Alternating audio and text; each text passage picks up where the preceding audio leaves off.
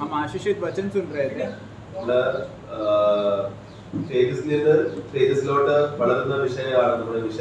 हम तेजस महिमा से महिमा में बढ़ रहे हैं, ये हमारा मुद्दा है।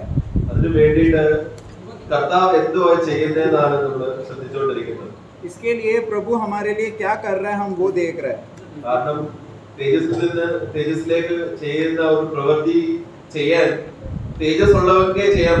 महिमा से महिमा में अगर कोई कार्य करना है तो वो महिमादायक व्यक्ति ही कर सकता है, क्योंकि ये मनुष्य से असंभव है। हम देखते हैं कि मनुष्य ने पाप किया है और वो महिमा और वो परमेश्वर का महिमा खो बैठे।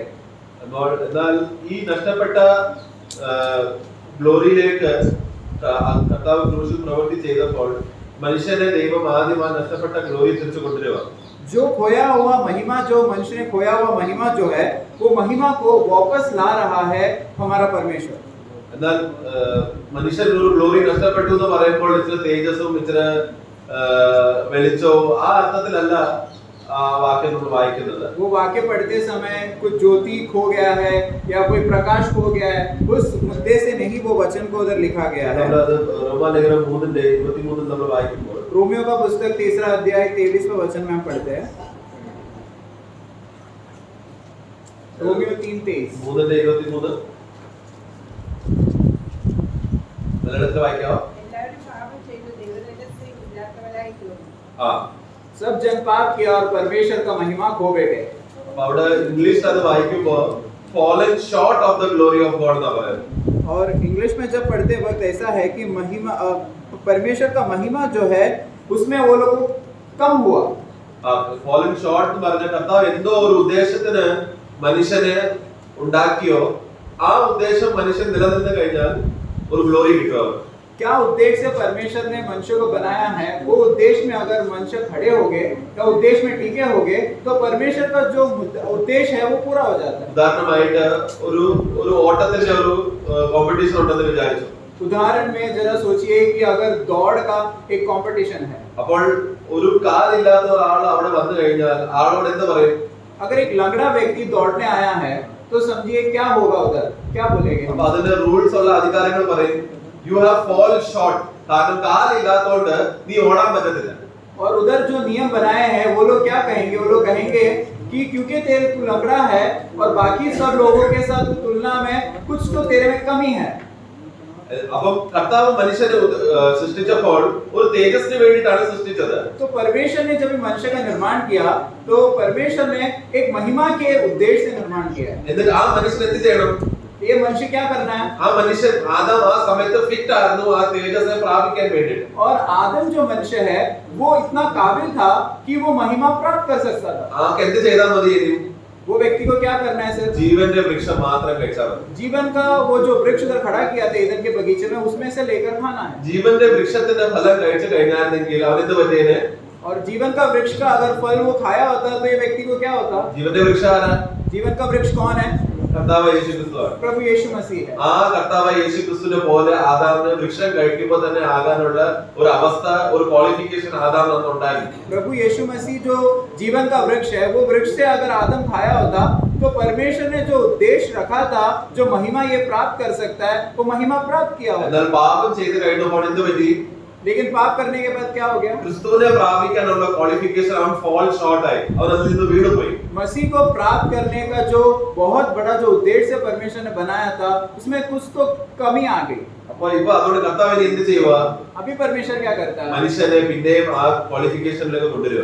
और जो क्वालिफिकेशन खो बैठा है आदम ने, वो क्वालिफिकेशन में अभी ला रहा है। പക്ഷേ കർത്താവ് ചെയ്യുന്ന ഒരു പ്രവൃത്തിയിൽ ഒരു എക്സ്ട്രാ വർക്ക്, ഒരു എക്സ്ട്രാ ബെനിഫിറ്റ് ഉണ്ട്। लेकिन मसीह करने वाले कुछ काम में एक एक्स्ट्रा कुछ बेनिफिट ये व्यक्ति को मिल रहा है। അത് ആദാം എത്ര വിശുദ്ധനായി ജീവിച്ചായിരുന്നെങ്കിലും ആ എക്സ്ട്രാ ബെനിഫിറ്റ് അവന് കിട്ടത്തില്ലായിരുന്നു। आदम भले कितना भी शुद्ध हुआ हुआ व्यक्ति जैसे जीता, फिर भी एक्स्ट्रा बेनिफिट आदम को नहीं मिलता। അത് ക്രിസ്തുവിനെ മാത്രമേ നേടാൻ പറ്റുള്ളൂ। क्योंकि ये सिर्फ मसीह प्राप्त कर सकता है। ഇപ്പോൾ ഒരു ചോദ്യം ചോദിക്കാറുണ്ട്। मैं इधर एक सवाल उठा रहा हूँ। നമ്മൾ ഉൽപ്പത്തി പുസ്തകം നമ്മൾ വായിക്കുമ്പോൾ കർത്താവ് പറയുന്നത് ദൈവം മനുഷ്യനെ അല്ലെങ്കിൽ ആദാമിനെ മനുഷ്യനെ തന്റെ രൂപത്തിലും സദൃശ്യത്തിലും സൃഷ്ടിച്ചു. मैं ये सवाल ये पूछना चाहता हूँ कि उत्पत्ति के पुस्तक में हम देखते हैं कि जब भी परमेश्वर ने मनुष्य का निर्माण किया था, वो उनके रूप और स्वरूप में निर्माण किया അത് था। ആരുടെ രൂപവും സ്വരൂപമാണ്? वो किसका रूप और स्वरूप से निर्माण किया होगा? ദൈവത്തിന് പറയുമ്പോൾ ഗോഡ്ലി ഫോം ആയിട്ട് അത് ബന്ധമില്ല. ആ കറക്റ്റ്. യേശു ക്രിസ്തു ഒരു മനുഷ്യ അവതാരം, ഒരു മനുഷ്യ രൂപം എടുക്കാൻ പോവാ. तो यीशु मसीह अभी एक मनुष्य का अवतार लेने वाला है। ആ രൂപത്തെ നോക്കിയിട്ട് ഉൽപ്പത്തി പുസ്തകത്തിൽ ദൈവം ആദാമിനെ സൃഷ്ടിക്കുക. वो रूप को देखकर परमेश्वर आदम का निर्माण कर रहा है। ചിലവർ പറയുന്നത് ദൈവത്തിന്റെ പിതാവായ ദൈവത്തിന്റെ രൂപത്തിലാണ് സൃഷ്ടിച്ചതെന്ന് പറഞ്ഞ ഒരു തിയറി ഉണ്ട്. और कुछ लोग ये सिद्धांत बनाते हैं कि पिता परमेश्वर के रूप में आदम को बनाया है। എന്നാൽ അങ്ങനെയല്ല. അതിൽ വചനം വായിക്കുമ്പോൾ लेकिन वचन के नींव पर अगर जाए तो उस प्रकार नहीं लिखा है। റോമാലേഖനം അതിന്റെ 5-ാം അധ്യായം रोमियो का पुस्तक उसका 5वां अध्याय അതിന്റെ 14-ാം വാക്യം, वचन 14 पढ़ेंगे हम। അതിന്റെ ബി പാർട്ടിൽ उसका बी पार्ट, इन्होंने उस आदम से उस आने वाले का चिन्ह है ആ कि अपराध के समान पाप बस आदम का जो आने वाले का चिन्ह है. മലയാളത്തിൽ വായിക്കാവോ? ആ വരാനുള്ളവന്റെ പ്രതിരൂപമായ ആദാം. आने वाले व्यक्ति का एक छाया जो आदम है। മനുഷ്യനായി വരാൻ ആദ്യം ചിന്തിച്ചത് അത് ദൈവമാണ്. तो मनुष्य रूप धारण लेकर आए, ये पहला सोचा परमेश्वर। അതിന്റെ എക്സ്പ്രഷൻ ആദ്യം കർത്താവ് ആദാമിൽ കാണിച്ചു. उसका सिर्फ प्रकटीकरण है वो आदम में बताया गया। എന്നാൽ റിയാലിറ്റി ആരാണ്? लेकिन सच्चाई कौन है? റിയാലിറ്റി ക്രൈസ്റ്റ് ആണ്. सच्चाई प्रभु यीशु मसीह है। ആദാം ആരാണ്? आदम कौन है? ഒരു ഛായ, ഒരു നിഴലാണ്. आदम क्या है? सिर्फ छाया है। അപ്പം യേശുക്രിസ്തുവിന്റെ മനുഷ്യത്വവും ആദാമിന്റെ മനുഷ്യത്വവും വ്യത്യാസമുണ്ട്. കാരണം യേശുക്രിസ്തുവിന്റെ മനുഷ്യത്വമാണ് പെർഫെക്റ്റ്, ആദാമിന്റെ മനുഷ്യത്വമോ ഒരു ഛായയാണ്. तो आदम का जो व्यक्ति का जो रूप है, जो व्यक्तिगत का रूप है, और यीशु मसीह का व्यक्तिगत का रूप है, वो बहुत अलग है। क्योंकि അതുകൊണ്ട് ആദാം എത്ര വിശുദ്ധിയായി ജീവിച്ച് പാപം ചെയ്യാതെ വിശുദ്ധനായി ജീവിച്ചു എന്ന് പറഞ്ഞു കഴിഞ്ഞാലും ക്രിസ്തു എന്ന മനുഷ്യത്വത്തിൽ യേശു ക്രിസ്തു എത്ര വിശുദ്ധിയായി ജീവിച്ചു അല്ലെങ്കിൽ പിതാവിന്റെ ഹിതമനുസരിച്ച് ജീവിച്ചു ആ ലെവലിൽ എത്താൻ പറ്റത്തില്ല. तो आदम भले कितना भी न्याय होकर, कितना भी धर्मी होकर जिए, तो भी प्रभु यीशु मसीह जिस तरीके से धर्मी और न्याय होकर जिया, विशुद्धि से जिया, शुद्धि से जिया, वैसा आदम कभी भी नहीं जी सकता। അപ്പോൾ ഒരു അർത്ഥത്തിൽ മനുഷ്യൻ പാപത്തിൽ വീഴുന്നത് അതൊരു അനുഗ്രഹമായി തീരുക. ദൈവം മനുഷ്യന്റെ ആ വീഴ്ച മനുഷ്യനെ അനുഗ്രഹമാക്കി മാറ്റുക. तो जो आदम गिरा वो परमेश्वर ने उसका भलाई के लिए वो बना दिया। കാരണം ഒരു ഉത്തമമായിട്ടുള്ള റിസറക്ഷനും ഒരു ഉത്തമമായിട്ടുള്ള ഒരു തേജസ്കരണം യേശുക്രിസ്തുവിന്റെ പ്രവൃത്തി മുഖാന്തരം ഈ വീണ പോയ മനുഷ്യന് കിട്ടാൻ പോവായിരുന്നു. और अभी एक उत्तम पुनरुत्थान और एक उत्तम महिमा ये गिरा हुआ जो आदम है वो आदम अभी प्राप्त करने वाला है। അതിന്റെ ആദ്യത്തെ പ്രവൃത്തിയായിരുന്നു നമ്മൾ ഫസ്റ്റ് സെഷനിൽ നമ്മൾ കണ്ടത്. उसका पहला एक कार्य है, हमने फर्स्ट सेशन में देखा, അതായത് റീജനറേഷൻ. वो है दोबारा जन्म लेना। ഈ റീജനറേഷനിൽ കർത്താവ് നമ്മളെ പ്രാപിക്കുക. तो ये दोबारा जन्म होने से क्या हो रहा है? परमेश्वर हमें पा रहा है। നമ്മൾ ഈ നഷ്ടപ്പെട്ട ഈ പാപത്തിൽ വീഴുന്ന ഈ മനുഷ്യന്മാരെ കർത്താവ് എന്ത് ചെയ്യുക? ഒരു പുതിയ സൃഷ്ടിയായിട്ട് അവരെ നേടുക. जो खोया गया है, जो नष्ट हो चुका है, इस प्रकार का मनुष्य लोगों को परमेश्वर वापस पा रहा है। പക്ഷെ നമ്മുടെ അനുഭവം എന്താ? लेकिन हमारा अनुभव क्या है? ഞാൻ യേശുക്രിസ്തുവിനെ സ്വീകരിച്ചു, मैं मसीह को स्वीकार യേശു किया, എനിക്ക് വേണ്ടി പാപത്തിന് വേണ്ടി മരിച്ചു, मसीह मेरे लिए पाप के എല്ലാ പ്രവൃത്തി എനിക്ക് വേണ്ടി എന്നെ രക്ഷയ്ക്ക് വേണ്ടി എന്നെ സ്വർഗ്ഗത്തിൽ പോകാൻ വേണ്ടി ചെയ്തെന്നുള്ള നമ്മൾ ഒരു സൈഡിൽ നമ്മൾ നമ്മുടെ കാര്യങ്ങൾ പറഞ്ഞുകൊണ്ടിരിക്കുമ്പോൾ और मेरा उद्धार के लिए मसीह ने बहुत कुछ कार्य किया है, बहुत कुछ काम किया ताकि मैं स्वर्ग में पहुंचूं, ऐसे हम बोलते वक्त, എന്നാൽ കർത്താവ് ആ സമയത്ത് എന്താ പറയുന്നത്? लेकिन प्रभु क्या कहता है पता है? ഞാനൊരു സന്തതിയെ നേടി. मैं एक संतानों को मैंने पा लिया है। ഈ സന്തതികളുടെ പ്രത്യേകത എന്താ? और ये संतानों का खासियत क्या है? അവർ ക്രിസ്തു രൂപമുള്ളവരാണ്.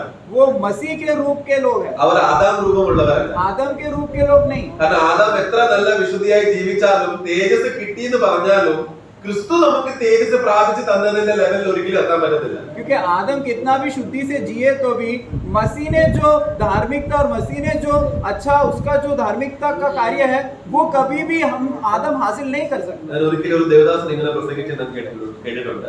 एक प्रभु का दास इस प्रकार प्रचार करते हुए मैंने सुना, നമ്മള് മനുഷ്യൻ പാപത്തിൽ വീണു, തേജസ് നഷ്ടപ്പെട്ടു പോയി. मनुष्य पाप किया और परमेश्वर का महिमा खो बैठा। അപ്പൊ അവരെ ഇനിയിപ്പം തിരിച്ചു ലോകത്തിലോട്ട് പോകുന്ന ദശയിലായി പോയേക്കും. अब अभी क्या हो गया, मनुष्य जो है वापस संसार के और चला जाने का दशा में आ गया। അതൊരു റിവേഴ്സ് ഗിയർ ആണെന്നാ പറയുന്നത്. वो एक रिवर्स पीछे होने का एक गियर, हम रिवर्स गियर डालते हैं उस तरह हो गया। ആദാമിന്റെ വിശുദ്ധി ഒരു ന്യൂട്രൽ ഗിയർ ആണ്. അതൊരു നോർമൽ ആയിട്ടുള്ള സ്റ്റാൻഡേർഡ് ഇതാണ്. और आदम पाप करने से पहले जो उसका अवस्था था, जो दशा था, वो न्यूट्रल गियर है अगर समझो। എന്നാൽ ക്രിസ്തു ആ വിശുദ്ധി പ്രാപിച്ചു കഴിഞ്ഞപ്പോൾ ഒന്നാം ഗിയർ അല്ലെങ്കിൽ മുമ്പോട്ട് പോകുന്ന രീതിയിലുള്ള പ്രവൃത്തി ചെയ്തു. तो यीशु ने जब वो विशुद्धि को प्राप्त कर दिया, वो पवित्रता को प्राप्त किया, तो फर्स्ट गियर के समान एक गियर आ गया ताकि वो आगे बढ़ सके। അപ്പൊ ഇനിയിപ്പോ മനുഷ്യൻ എന്ത് ചെയ്യണം?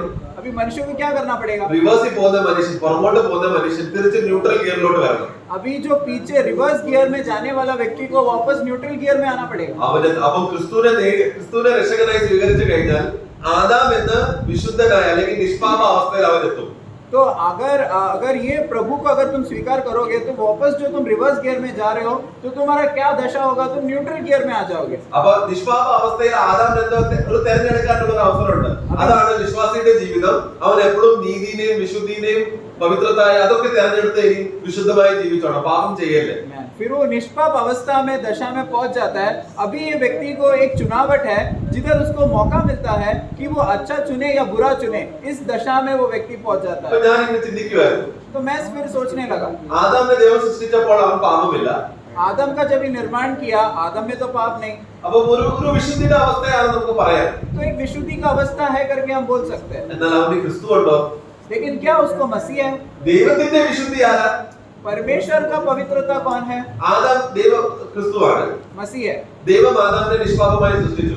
और आदम को परमेश्वर ने निष्पाप अवस्था में निर्माण कर അപ്പൊ ആ दिया। സമയത്ത് അവൻ എല്ലാം പ്രവൃത്തി ചെയ്തത് നീതി പ്രവൃത്തിയാണ്. और जो भी कार्य आदम किया है वो सारा धार्मिकता का कार्य है। അതിനർത്ഥം ആദാം നീതിമാനല്ലേ? इसका मतलब आदम तो धार्मिक व्यक्ति हो गया। പക്ഷേ ആദാമിന്റെ നീതി അവന് ക്രിസ്തു ഉണ്ടോ? ആദാമിൽ लेकिन अगर ये सवाल आए कि ऐसा धार्मिकता करने वाला ये आदम के अंदर मसीह है, अगर सवाल आए तो है क्या? കാരണം പിതാവായ ദൈവത്തിന്റെ നീതി ആരാണ്? क्योंकि पिता परमेश्वर का धार्मिकता कौन है? ക്രിസ്തുവാണ്. അതുകൊണ്ട് യേശു ആദാമിന്റെ ലെവലിൽ വരെ നമ്മൾ എത്തിക്കഴിഞ്ഞാലും പിതാവ് ഉദ്ദേശിക്കുന്ന ലെവലിൽ നമ്മൾ വരുന്നില്ല. यीशु मसीह के उस आदम के जो दशा में अगर आप आ भी जाए, फिर भी परमेश्वर जो धार्मिकता जो चाहता है, जो यीशु मसीह है, वो अभी कभी भी हम प्राप्त नहीं कर रहे हैं। എന്നാൽ അത് ക്രിസ്തുവിൽ മാത്രം അത് കിട്ടത്തുള്ളൂ. और सिर्फ केवल वो मसीह में ही लागू है। അതാണ് കർത്താവ് യേശു ക്രിസ്തു ചെയ്യുന്നത്.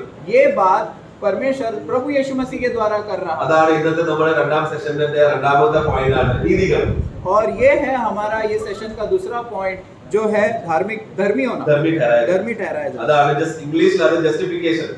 और इंग्लिश में वो जस्टिफिकेशन कहा जाता ഈ है। ജസ്റ്റിഫിക്കേഷൻ എന്ന വാക്കിന് മലയാളം ഭാഷയിലും ഹിന്ദി ഭാഷ നമ്മുടെ ലോക്കൽ ലാംഗ്വേജിൽ ഒത്തിരി അന്യായം ചെയ്തിരിക്കുകയാണ്.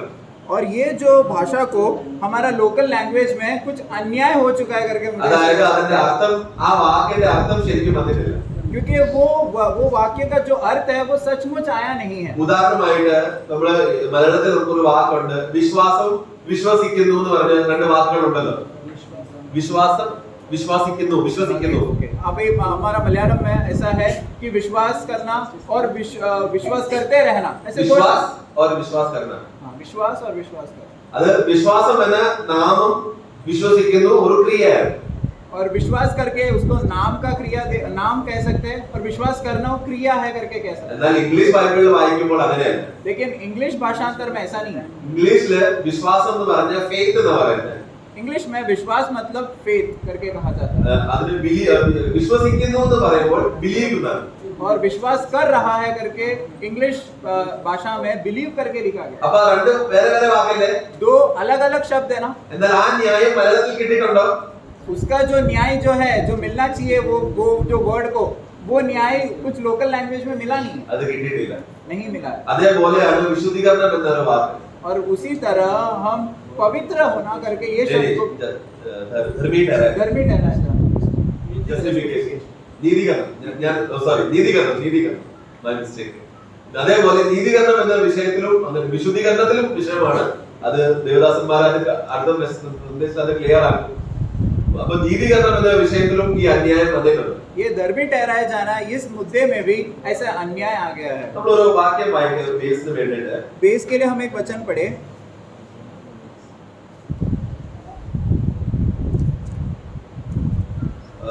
റോമാലേഖനം 3-ാം അധ്യായം रोमियो का पुस्तक 3 अध्याय 22 वाक्य वचन 22। अर्थात परमेश्वर की वो धार्मिकता जो यीशु मसीह का विश्वास सॉरी 20 20 20 और 21।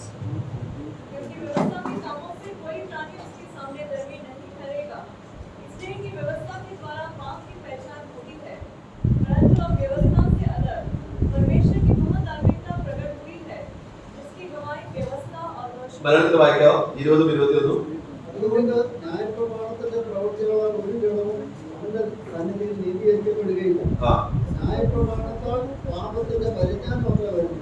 ആ ഇപ്പോൾ ദൈവത്തിന്റെ നീതി വിശ്വസിക്കുന്ന ദെൻ അവിടെ ആ വാക്യം ശ്രദ്ധിച്ചോ 20 21 21 നീതീകരണവും 21 നീതി എന്ന് പറയുന്നുണ്ട്. ദൈവത്തിന്റെ നീതി. ആ എന്നാൽ 20 വായിച്ചത് നീതീകരണം.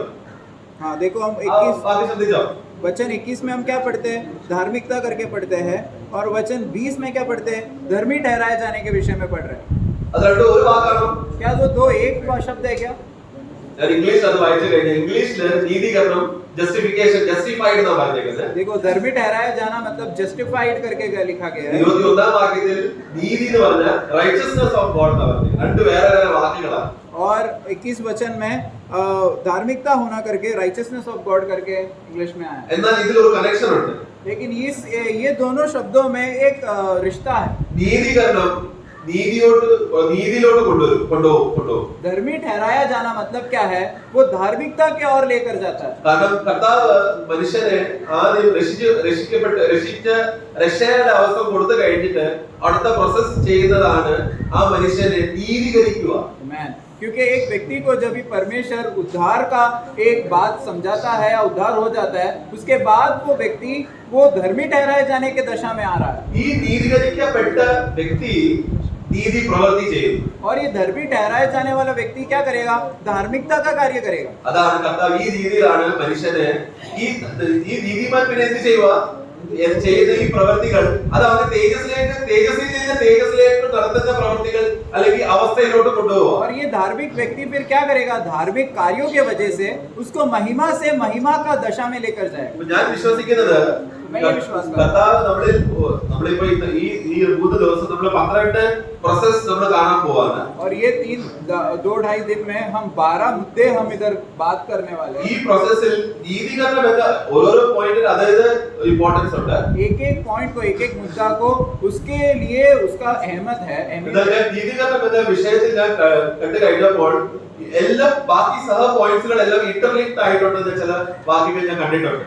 लेकिन धर्मी ठहराए जाने के मुद्दा जब ही उठाया था तभी समझ में आया कि बहुत सारा बातें हम जो इधर बात करने वाले वो आपस में बहुत रिश्ता रखता है। നമ്മുടെ ഈ തന്ന ഔട്ട്ലൈനിന്റെ ലാസ്റ്റ് പേജസ് നമ്മൾ കണ്ടു കഴിഞ്ഞാൽ 12 പോയിന്റ്സ് അവിടെ തന്നിട്ടുണ്ട്. वो ये हमें दिया हुआ पेजेस में अगर हम देखें तो 12 पॉइंट ये पूरी तरीके से इधर दिया गया है। നമ്മൾ അതേ റോമാലേഖനം 24-25 വായിക്കുമ്പോൾ वही रोमियो का पुस्तक 23, 24, 25 हम पढ़ते वक्त 3 verse 24-25 3 का 23 और 24, 25 വീണ്ടെടുപ്പ് മൂലം നീതീകരിക്കപ്പെട്ടു. ആ പ്രായശ്ചിത്തം ഈ 3 കാര്യങ്ങൾ നമ്മൾ ലാസ്റ്റ് പോയിന്റ് വായിച്ച പോയിന്റ്സിനകത്തുണ്ട്. और ये 3 बात जो है जो इधर धर्मी ठहराया जाना और इधर प्रायश्चित होना और ये और मुक्ति, हाँ मुक्ति का बात जो है, उद्धार का बात जो है, ये तीनों बात हमारा ये 12 मुद्दे में ये बात आती है। 24-25 വാക്യം എടുത്തു കഴിഞ്ഞാൽ 24-25 24 और 25 അവിടെ ആദ്യം തൊട്ട് ജസ്റ്റിഫൈഡ് ആണ്. देखो उधर देखो धर्मी ठहराया जाना അതാണ് എന്റെ വിഷയം. वो है मेरा मुद्दा। അത് കഴിഞ്ഞിട്ട് റിഡംപ്ഷൻ എന്ന് പറഞ്ഞിട്ടുണ്ട്. देखो उधर उसके बाद मुक्ति करके അത് നമ്മുടെ അടുത്ത സെഷനിലെ ബ്രദേഴ്സ് ആ വിഷയത്തെ സംസാരിക്കും. अगला सेशन में भाई लोग उस विषय में बात എന്നിട്ടുണ്ട് करेंगे। പ്രോപ്പിറ്റിയേഷൻ ഉണ്ട്. और उसके बाद हम देखते हैं प्रायश्चित होना, ഇത് അടുത്ത ടോപ്പിക് ആണ്. वो अलग मुद्दा है। അപ്പൊ നീതീകരണം ഇതെല്ലാം കണക്ട് ചെയ്യുക, ഈ പോയിന്റ്സിനെല്ലാം കണക്ട് ചെയ്യുക. और ये सारा मुद्दे को ये धर्मी ठहराए जाना का जो शब्द जो है वो क्या कर रहा है? जोड़ रहा है। കർത്താവിന്റെ നീതീകരണത്തിന്റെ ഒരു പ്രവൃത്തി നമ്മൾ ചെയ്തു കഴിഞ്ഞപ്പോൾ तो तो परमेश्वर जब भी हमारे द्वारा हमें वो धर्मी ठहराए जाने का दशा में जब वो लाया, അവൻ നമുക്ക് വീണ്ടെടുപ്പായിട്ട് പ്രവൃത്തി നടക്കുന്നുണ്ട് അതിനകത്ത്. तो उसके अंदर अंदर ही वो मुक्ति का काम भी चल रहा है അവൻ നമുക്ക് പ്രായശ്ചിതമായി എന്നുള്ള ഒരു അവസ്ഥയെ നമുക്ക് മനസ്സിലാക്കാൻ और പറ്റും. हमारे बदले वो प्रायश्चित हो गया, ये दशा भी आ रहा है ഇതെല്ലാം ഇന്റർലിങ്ക്ഡ് ആണ്, അങ്ങോട്ടും ഇങ്ങോട്ടും കണക്റ്റഡ് ആണ്. और ये आपस में बहुत ही बड़ा रिश्ता रखता है। അപ്പൊ ആ വിഷയത്തിൽ നമ്മൾ കർത്താവ് നമ്മുടെ ഇതെല്ലാം വിഷയത്തിൽ ദൈവം നമ്മളെ ഈ വിഷയത്തിൽ നമ്മളോട് സംസാരിക്കുന്നുണ്ടെന്ന് പറയുന്നത് എത്ര വലിയ കാര്യമാണ്. और इस मुद्दों से परमेश्वर हमसे बात करता है, यही कितना बड़ी बात है भाइयों। അപ്പൊ ദൈവം നമ്മളെ നീതീകരിച്ചു എന്ന് പറയുമ്പോൾ നമ്മൾ എന്താണ് മനസ്സിലാക്കുന്നത്? तो परमेश्वर हमें धर्मी ठहराया करके जब भी हम पढ़ते हैं तो उसमें हम क्या समझते हैं? അവിടെ നമ്മൾ ആ പോയിന്റ്സ് നമ്മൾ ഔട്ട്ലൈൻ നമ്മൾ വായിച്ചു കഴിഞ്ഞാൽ वो आउटलाइन अगर हम जरा देखें तो അവിടെ ഒരു വാക്ക് ഇൻട്രൊഡക്ഷനിൽ ഒരു പോയിന്റ് ചെയ്തിട്ടുണ്ട്. देखो उधर इंट्रोडक्शन में कुछ बातें लिखी गई है। Justification is like declaration of not guilty. और धर्मी ठहराया जाना मतलब ये बहुत बड़ा एक पुकारना है, एक घोषणा है कि तुम्हें दोष नहीं है, तुम्हारे ऊपर कोई दोष नहीं है। നീതീകരണം എന്ന് പറഞ്ഞു കഴിഞ്ഞാൽ धर्मी ठहराया जाना मतलब ഒരു വലിയ അധികാരി പറയുവാണ്, एक बहुत बड़ा अधिकारी इस प्रकार बोल रहा है, നിങ്ങൾ ഒരു കുറ്റവാളിയേ അല്ലായിരുന്നു. एक दोषी को खड़ा रखकर वो बोल रहा है कि तू दोषी था ही नहीं, ആ കുറ്റവാളിയേ അല്ലായിരുന്നു. दोषी था ही नहीं। ഞാൻ നിങ്ങളെ ക്ഷമിക്കുന്നു എന്ന് ക്ഷമ എന്ന വിഷയം വ്യത്യാസമാണ്. क्योंकि क्षमा का बात जो है वो अलग है। ക്ഷമയുടെ അർത്ഥം എന്താ? क्षमा का मतलब क्या है? ഒരാൾ എന്തോ തെറ്റ് ചെയ്തു, एक व्यक्ति ने कुछ गड़बड़ किया है, അത് गलती ഞാൻ की, നിന്നോട് ക്ഷമിക്കുവാണ്. मैं तेरे से क्षमा करता हूँ। അപ്പൊ ക്ഷമ ചെയ്തു കഴിഞ്ഞാൽ അതിന്റെ അർത്ഥം എന്താ? तो क्षमा किया उसका मतलब क्या? കുറ്റം ചെയ്തുകൊണ്ടാണ് ക്ഷമിക്കുന്നത്. कुछ गलती किया है जिसके वजह से उसको वो व्यक्ति आकर क्षमा मांग रहा है। അതുകൊണ്ട് ഞാൻ ക്ഷമിച്ചുകൊണ്ട് ആളുടെ കുറ്റം മാറിപ്പോവാണോ? तो क्या वो व्यक्ति क्षमा किया तो क्या वो जो गलती किया है वो व्यक्ति का गलती चला जाता है क्या? അത് ഹിഡൻ ആകുന്നില്ല. वो नहीं चला जाता, वो छुप नहीं सकता। എന്നാൽ കർത്താവ് നമ്മുടെ പാപം ക്ഷമിച്ചു എന്ന് പറഞ്ഞു കഴിയുമ്പോൾ लेकिन परमेश्वर ने हमारा पाप को क्षमा किया जब बोलते हैं, ആ ഫോർഗീവ്നെസ്സിൽ ആ ക്ഷമയിൽ ദൈവം നമുക്ക് രക്ഷ തന്നപ്പോൾ ആ രക്ഷയിൽ കർത്താവ് അവന്റെ പ്രവൃത്തി നിർത്തുന്നില്ല. तो वो जब उद्धार दिया, वो उद्धार में उसका उद्धार का पूर्तिकरण वो उधर रोक नहीं था। കർത്താവ് എന്റെ ന്യായവിധി എന്തോ പറയുന്നത്? परमेश्वर का न्याय क्या बात करता है? കർത്താവ് എന്റെ ന്യായ അധികാരി അവൻ പറയുന്നത് ഇവൻ കുറ്റം ചെയ്തേ ഇല്ല. परमेश्वर जो न्यायी है, धर्मी न्यायी है, वो कहता है कि ये व्यक्ति जो है वो कभी गलती किया ही नहीं है। അപ്പം ക്ഷമയുടെ അപ്പൊ അങ്ങനെയാണ് ഈ കുറ്റം ചെയ്തിട്ടില്ലാത്ത ഒരു അവസ്ഥ വ്യക്തിക്ക് ക്ഷമയുടെ ആവശ്യമുണ്ടോ? तो जो व्यक्ति कभी गलती किया ही नहीं है, वो व्यक्ति को क्या क्षमा का जरूरत है? ഇല്ല. नहीं है। എന്നാൽ അതെങ്ങനെ നമുക്ക് മനസ്സിലാക്കുന്നത്? लेकिन ये बात कभी हमें समझ आता है। ആദ്യം നമുക്ക് ക്ഷമ കിട്ടിയ ഒരു മനുഷ്യ ആയ നമ്മൾക്ക് ദൈവം വിധിക്കുവാണ് ഇവൻ കുറ്റവാളി അല്ല.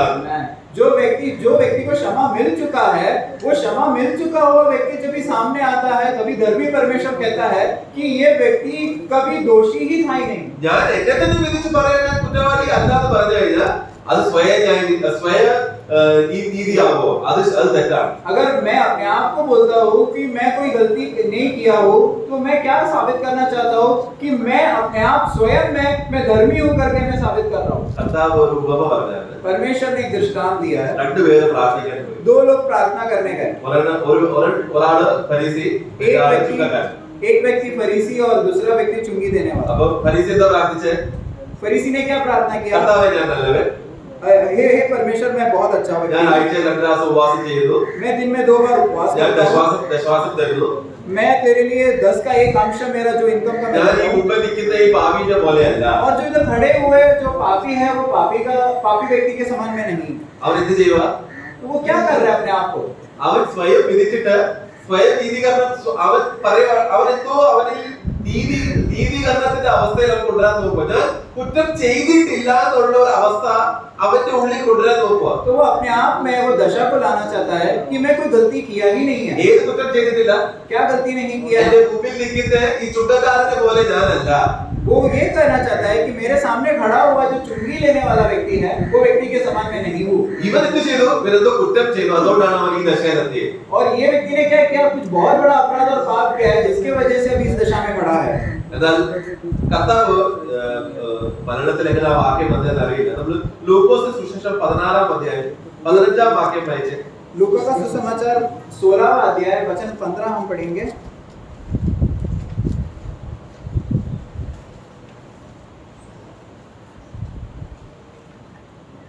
അവരോട് പറഞ്ഞത് നിങ്ങളെ തന്നെ മനുഷ്യരുടെ മുമ്പാകെ നീതി തരുന്നു. മതി.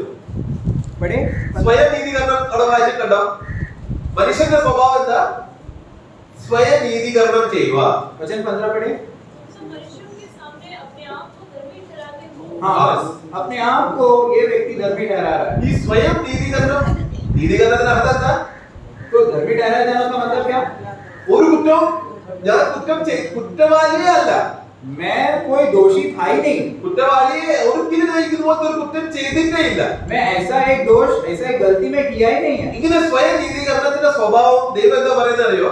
ऐसा स्वयं धर्मी ठहराया जाने वाला एक व्यक्ति के विषय में മുന്നോട്ട് വായിച്ച ആ വാക്യം മുന്നോട്ട് വായിച്ചേ. वो वचन आगे पढ़िए। ദൈവമോ നിങ്ങളുടെ ഹൃദയം അറിയുന്നു. ദൈവത്തിന്റെ ഹൃദയം അറിയുന്നു. മനുഷ്യരുടെ ഇടയിൽ ഉന്നതമായത് അതായത് സ്വയം നീതീകരണം ചെയ്ത നിങ്ങളുടെ ഒരു ഉന്നത സ്ഥാനം സ്വഭാവം ഇല്ലേ, അത് ദൈവത്തിന് അറപ്പത്രേ. वचन पढ़े आगे। परमेश्वर तुम्हारे मन को जानता है, हाँ। क्योंकि जो वस्तु मनुष्य की दृष्टि में महान है वो परमेश्वर के निकट घृणित है। हाँ देखो, मनुष्य के निकट जो है, जो महान बात है, क्या महान बात का विषय में इधर है, जो अपने आप को धर्मी करने वाला जो महान बात है वो परमेश्वर की उपस्थिति में घृणित बात। കാരണം എന്താണെന്നറിയോ? उसका कारण क्या बता? നീതീകരണം ചെയ്യണമെങ്കിൽ അത് വലിയ ഒരു അധികാരി മുഖാന്തരം നീതീകരണം എന്ന് പറയുന്ന ഒരു വാക്ക് ഇത് ജുഡീഷ്യൽ വേർഡാണ്, അതായത് ന്യായാലയത്തിൽ ഉപയോഗിക്കുന്ന ഒരു വാക്കാണ്. ये धर्मी ठहराया जाने शब्द जो है वो न्यायालयों में इस्तेमाल किया हुआ शब्द है। കോർട്ടിൽ അധികാരികളാണ് ഉപയോഗിക്കുന്നത്. ये अधिकारी लोग ये इस्तेमाल करते हैं। അപ്പോ നമ്മുടെ ഭൂമിയിൽ ഇതുവരെയും പാപം ചെയ്യാത്തവൻ അല്ലെങ്കിൽ കുറ്റമില്ലാത്ത ന്യായാധികാരി ഇല്ല, എല്ലാവരും പാപികളാണല്ലോ. क्योंकि हमारे संसार में ऐसा कोई भी न्यायालय है, न्यायालय में कोई न्यायी बैठा है क्या जो पापी नहीं है? എല്ലാവരും പാപികളാണ്. सब लोग पापी है। എന്നാൽ സ്വയത്തിൽ പറയുവാണ് ഞാൻ ഒരു നീതിമാൻ ഒരു നീതികരണ അവസ്ഥയിൽ ആണെന്ന് അല്ലെങ്കിൽ കുറ്റവാളി അല്ലാന്ന് പറയാൻ ആർക്ക് അധികാരമുള്ളൂ? लेकिन स्वयं से अगर कोई कह सकता है कि मैं इतना धर्मी हूँ, मैं धर्मी हूँ, मैं कोई पाप नहीं, मेरे में कोई कमी नहीं है, ऐसा कौन कह सकता है? അതല്ല യേശുക്രിസ്തു യേശുക്രിസ്തുവിനെ എന്തിനങ്ങനെ പറയാൻ പറ്റുന്നുണ്ട്? കാരണം അവനിൽ പാപം ഇല്ലാത്തതുകൊണ്ടാണ്. यीशु मसीह क्यों कह सकता है? क्योंकि यीशु मसीह में पाप नहीं है इसके लिए।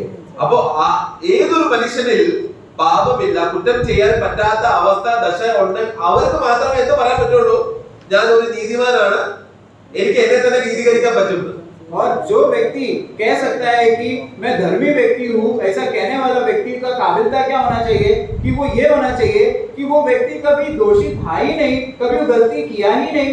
इस प्रकार का दशा में अगर वो व्यक्ति आता है तो ही वो कह सकता है कि हाँ मैं धर्मी हूँ। ആ ലെവലുള്ള അവൻ ആരാണ്? ऐसे अवस्था और दशा में कोई है क्या? ദൈവം മാത്രമേ ഉള്ളൂ. परमेश्वर केवल ही है। നമ്മള് റോമാലേഖനം അതിന്റെ 8-ാം അധ്യായത്തിൽ रोमियो का पुस्तक उसका 8वां अध्याय में അവിടെ കർത്താവ് ഒരു കാര്യം, ഒരു വിധി കർത്താവ് നടത്തുന്നുണ്ട്. उधर परमेश्वर एक न्याय देता है। 33-ാം വാക്യം वचन 33 में हम देखते हैं। परमेश्वर के चुने हुओं को दोष कौन लगाएगा? परमेश्वर ही है जो उनको धर्मी ठहराने वाला है। നടത്തി വായിച്ചേ. ദൈവം ചുമന്നവരെ ആ കുറ്റം നീതീകരിക്കുന്നവൻ ദൈവം. നീതീകരിക്കുന്നവൻ ദൈവം. അതായത് നീതീകരണം എന്ന വിധി പ്രഖ്യാപിക്കാൻ അധികാരി ആരാ? जो धर्मी है करके ये जो न्याय जो दे सकता है वो अधिकारी कौन है? परमेश्वर ही है। യേശുക്രിസ്തു അല്ലെങ്കിൽ ദൈവം അല്ലാതെ വേറെ ആർക്കും അത് പറയാൻ പറ്റത്തില്ല. परमेश्वर के अलावा और कोई नहीं कह सकता है कि एक व्यक्ति को कि तू धर्मी है।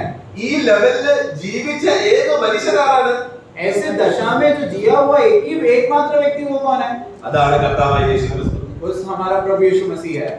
ഈ ലെവലിലോട്ടാണ് കർത്താവ് നമ്മളെ കർത്താവിന്റെ ലെവലിലോട്ട് കൊണ്ടുവരാൻ വേണ്ടിയിട്ടാണ് കർത്താവിന്റെ ഹിതം, പിതാവായ ദൈവത്തിന്റെ ഹിതം. ये स्थान पर, ये मुकाम पर पहुंचाए, ये है हमारा परमेश्वर का उद्देश्य। അപ്പൊ ചിന്തിച്ചു നോക്കിക്കേ, നമ്മൾ സ്വർഗത്തിൽ എത്തി കഴിഞ്ഞിട്ട് जरा सोचिए अगर हम स्वर्ग में पहुंचते हो, നമ്മള് പാപികളും ദോഷികളും കള്ളം പറയുന്നവരും തെറി പറയുന്നവരും എപ്പോഴും ശപിക്കുന്ന ഈ ഒരു കൂട്ടര് സ്വർഗത്തിൽ പോയി കഴിഞ്ഞിട്ട് ദൂതന്മാര് പറയുവാണ് നീതീകരിക്കപ്പെട്ടവർ പവിത്രൻ വിശുദ്ധൻ ആൾക്കാർ പറഞ്ഞു കഴിഞ്ഞാൽ അതെങ്ങനെ ശരിയാവില്ല?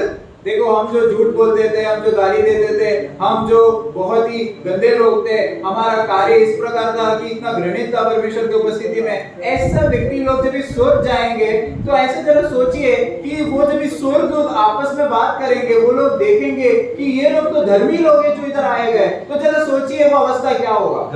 ഗബ്രിയേലും മിഖായേലൊക്കെ എന്താ പറയും? गब्रिएल और मिखाएल जो स्वर्गदूत है वो लोग क्या कहेंगे? എങ്ങനെ ജീവിതമാണ് ഭൂമിയിൽ ജീവിച്ചത്? जेबू जो व्यक्ति है वो कैसा जिंदगी है संसार में जिया ഇവനാണോ സ്വർഗത്തിൽ എത്തിയത്? है, ये व्यक्ति था क्या वो स्वर्ग में पहुंचा? അവനങ്ങനെ പറയാൻ പറ്റുമോ? ऐसा वो बोल सकता है क्या? നമ്മളിപ്പോ എന്താ വായിച്ചേ? हमने अभी क्या पढ़ा? ദൈവം ഒരുവനെ നീതീകരിച്ചാൽ അവൻ ആര് കുറ്റം പറയാൻ പറ്റും? परमेश्वर अगर एक व्यक्ति को धर्मी ठहराता है तो उसका कोई दोष नहीं निकाल सकता। കർത്താവ് ഒരു സ്റ്റേറ്റ്മെന്റ് ഇങ്ങനെ പറഞ്ഞു. प्रभु ने एक समय में एक शब्द ऐसा कहा, യോഹന്നാന്റെ സുവിശേഷത്തിലാണ്, योना का सुसमाचार, ആർക്ക് എന്റെ പാപത്തെ പറ്റി എനിക്ക് ബോധ്യപ്പെടുത്താൻ പറ്റും? ऐसा कौन है तुम में जो मुझे जो पाप के विषय में मुझे बोध दिला सकता है? അതൊരു ഹൈ ലെവൽ അല്ലേ, ഹൈ സ്റ്റാൻഡേർഡ് അല്ലേ? वो एक बहुत ही उत्तम मुकाम है ना। ആ ലെവലിലായിരിക്കും നമ്മുടെ സ്വർഗത്തില്.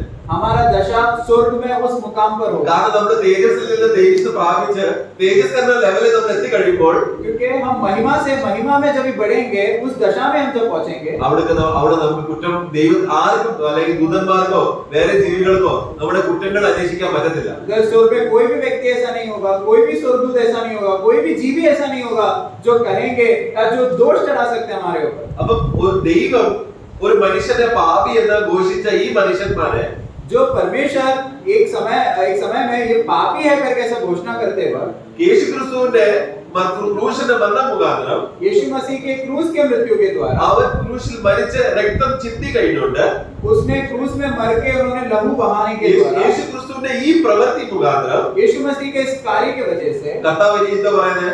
परमेश्वर भी क्या कहता है? ഇവർ പാപം ചെയ്തിട്ടേ ഇല്ല, ये लोग पाप किया ही नहीं है, ഇവർ പാപിയേ അല്ല. ये व्यक्ति लोग पापी थे ही नहीं। അത് ഏത് അവസ്ഥയാണ്? ये कौन सा दशा है? ക്രിസ്തു എന്ന നീതിമാൻ മനുഷ്യന്റെ അവസ്ഥയാണ്. वो यीशु मसीह जो धर्मी व्यक्ति है वो व्यक्ति का मुकाम है, स्थान है वो। ഈ സൗഭാഗ്യമാണ് കർത്താവായ യേശുക്രിസ്തുവിന്റെ ക്രൂശിന് ആ പ്രവൃത്തി മുഖാന്തരം നമുക്ക് ആ സ്ഥിതി അല്ലെങ്കിൽ ആ പദവി കിട്ടിയത്. और यीशु मसीह का उस कार्य की वजह से हमें उस स्थान मिल रहा है स्वर्ग में जो प्रभु यीशु मसीह का है। റോമാലേഖനം 3 रोमी का पुस्तक उसका 3रा अध्याय അവിടെ 30-ാം വാക്യത്തിൽ ഒരു കാര്യം പറയുന്നുണ്ട്. वचन 30 में हम पढ़ते हैं,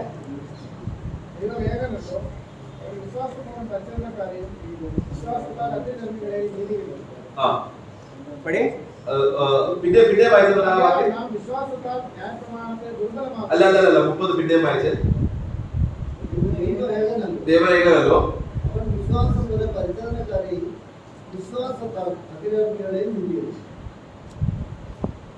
ആ അത് യേശുവിന്റെ വിശ്വാസം ബൈ ഫെയ്ത്ത് ബൈ ഫെയ്ത്ത് അല്ല, അത് ഒറിജിനൽ ടെക്സ്റ്റ് ഭാഷയിൽ നമ്മൾ വായിച്ചു കഴിഞ്ഞാൽ യേശുക്രിസ്തു എന്ന വിശ്വാസം മുഖാന്തരം പിതാവായ ദൈവം ഇവരെ നീതീകരിക്കുമെന്ന ഒറിജിനൽ ടെക്സ്റ്റിൽ വന്നിരിക്കുന്നത്. ओरिजिनल ट्रांसलेशन में क्या हुआ है? यीशु मसीह जो विश्वास है वो विश्वास के द्वारा ये लोग क्या किए गए? धर्मी ठहराए गए। അതായത് ആരുടെ ഉള്ളിൽ യേശുക്രിസ്തു വന്നു കഴിഞ്ഞു, इसका मतलब जो व्यक्तियों के ऊपर यीशु मसीह आ चुका है, അതായത് ആർക്കൊക്കെ യേശുക്രിസ്തു വീണ്ടെടുത്ത് നമ്മുടെ യേശുക്രിസ്തുവിന്റെ അവകാശിയായി കഴിഞ്ഞു, जो व्यक्ति लोगों ने यीशु मसीह को अपना प्रभु है करके स्वीकारा है, അവരെ പിതാവ് എന്ത് ചെയ്യുക? पिता परमेश्वर क्या करता അവരെ है? പിതാവ് എന്ത് കൽപ്പിക്കുക?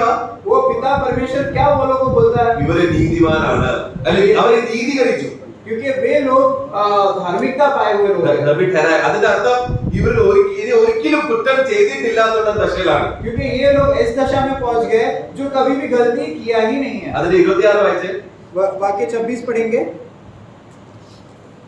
3 का 26 रोमियो।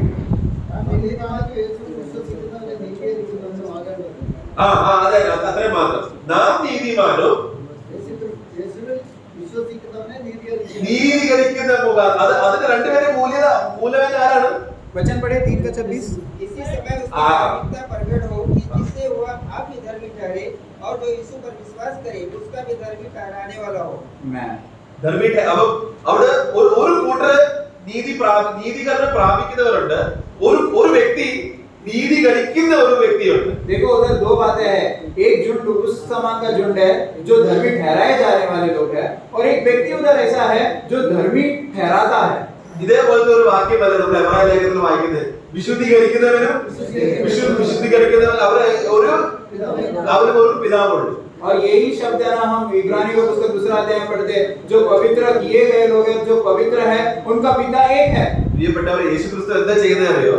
तो प्रियो यीशु मसीह ने क्या किया पता है? യേശുക്രിസ്തുവിന്റെ പിതാവിന്റെ ദൈവത്വത്തിന്റെ സ്നേഹത്തിന്റെ പ്രത്യേകത എന്ന് പറഞ്ഞു കഴിഞ്ഞാൽ അവർ നമ്മളെ രക്ഷിച്ചു കഴിഞ്ഞിട്ട് അവർക്ക് സ്നേഹത്തിന്റെ ആളെന്ന് പറഞ്ഞു കഴിഞ്ഞാൽ ഇനി ഇവർ പാപി അല്ല എന്നുള്ള ദശയിൽ കൊണ്ടുവരും അവര്. परमेश्वर का प्रेम का बड़ापन को हमें समझना है भाइयों कि परमेश्वर जब इतना हमें प्रेम किया कि हमें प्रेम करके उद्धार करने के बाद उस धर्मी का दशा में लाया गया है और इस तरह देखना चाहता है कि ये लोगों ने पाप किया ही नहीं है. 3:22 നമ്മൾ വായിച്ചു കഴിയുമ്പോൾ 3:22 हम पढ़ेंगे. केजेबी ट्रांसलेशन ചിലപ്പോൾ അത് വന്നിട്ടാണ് 3:22. परमेश्वर की वह धार्मिकता जो यीशु मसीह पर विश्वास करने से सब विश्वास yes faith of Jesus Christ. तो उधर यीशु मसीह का धार्मिक ये आप മലയാളത്തിൽ വായിച്ചേ 22 3:22 ആ ന്യായപ്രമാണവും പ്രവാചകന്മാരും സാക്ഷ്യം പറയും. മുമ്പോട്ട് വായിച്ചു. ഒരു വ്യത്യാസവുമില്ല. ഇല്ല 21 തൊട്ട് വായിച്ചു. ഇപ്പോഴോ ദൈവത്തിന്റെ നീതി വിശ്വസിക്കുന്ന എല്ലാവരും യേശുക്രിസ്തുവിങ്കലെ വിശ്വാസത്താലുള്ള യേശുക്രിസ്തുവിങ്കലെ അല്ല യേശുക്രിസ്തുവിന്റെ വിശ്വാസം മുഖാന്തരം ദൈവം ചിലവരെ എന്ത് ചെയ്യുക? ദൈവം നീതി അല്ലെങ്കിൽ ഒരു നീതി എന്ന അവസ്ഥയെ അവരെ ധരിക്കുക. तो यीशु मसीह का विश्वास के द्वारा क्या हो रहा है? कुछ झूठ क्या है? वो धर्मी ठहराए जा रहे हैं. फेथ ऑफ जीसस क्राइस्ट एक വ്യക്തിയുടെ വിശ്വാസം മുഖാന്തരം एक व्यक्ति का विश्वास के विषय ദൈവം ചിലവരെ നീതീകരണം എന്ന അവസ്ഥയിൽ കൊണ്ടുവരിക. एक व्यक्ति का विश्वास के वजह से कुछ झूठ को परमेश्वर धर्मी ठहराता है. പ്രിയപ്പെട്ടവരെ, നമുക്ക് ആദ്യം രക്ഷിക്കപ്പെടണമെങ്കിൽ യേശുവിന്റെ വിശ്വാസം വേണം. प्रियो, हमें अगर उद्धार पाना है तो हमें यीशु मसीह का विश्वास का जरूरत है. എന്നിട്ട് യേശു എത്ര നീതിമാനാണോ ആ നീതിയുടെ കണക്ക് നമ്മുടെ മേലെ ഇടപെടണം. तो यीशु मसीह जिस माप से धर्मी है उस माप का धार्मिकता हमारे ऊपर लेखा लेना जरूरी है. യേശു ക്രിസ്തു എത്ര വിശുദ്ധനാണ് ആ വിശുദ്ധിയുടെ കണക്ക് നമ്മുടെ മേലെ കണക്കിടപെടണം. यीशु मसीह कितना माप में पवित्र है उतना माप में हमें पवित्र करना जरूरी है. നമ്മൾ എന്താ വിചാരിക്കുന്നത്? लेकिन हम क्या सोचते हैं? നമ്മൾ വിശ്വാസിയായി, हम विश्वासी बन गए, ഇനി ഇത് ചെയ്യല്ലേ അത് ചെയ്യല്ലേ ഇത് തൊടല്ലേ ഇത് കാണല്ലേ ഇങ്ങനെ ചെയ്യല്ലേ അങ്ങനെ ചെയ്യല്ലേ. നമ്മൾ സ്വയമായിട്ട് സ്വയം നീതിയിലെ എന്തോ പ്രവൃത്തി നമ്മൾ ചെയ്യാൻ നോക്കുക, അല്ലെങ്കിൽ സ്വയം വിശുദ്ധി ചെയ്യാൻ നോക്കുക. हम क्या कर रहे हैं? अभी फिर हम देख रहे हैं कि वो नहीं देखना, ये नहीं देखना, वो नहीं छूना, ये नहीं छूना, ऐसा नहीं जाना, ऐसा करना. इस तरह से हम कहते वक्त भी हम क्या कहते हैं? हम अपने आप को स्वयं से हम धर्मी कर रहे हैं. ഇത് ചെയ്യല്ലേ അത് ചെയ്യല്ലേ ഇത് തൊടല്ലേ അത് തൊടല്ലേ ഇത് കാണല്ലേ, അത് ആരാ പറയുന്നത്? ऐसा कौन कहता है कि ये करना, ये नहीं करना, ये छूना, ये नहीं छूना? ന്യായപ്രമാണം व्यवस्था कहता है, ഇല്ലേ? ഒരു വാക്ക് ഞാൻ മറന്നുപോയി. ന്യായപ്രമാണം മുഖാന്തരം നീതീകരണം വരുവാണെങ്കിൽ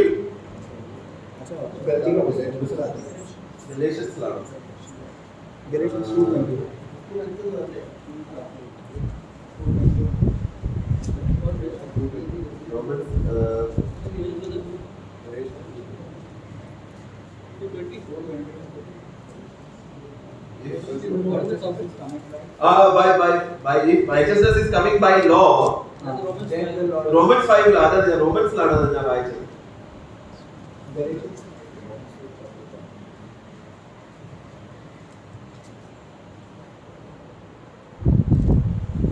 സോറി എനിക്ക് ആ വചനം അത്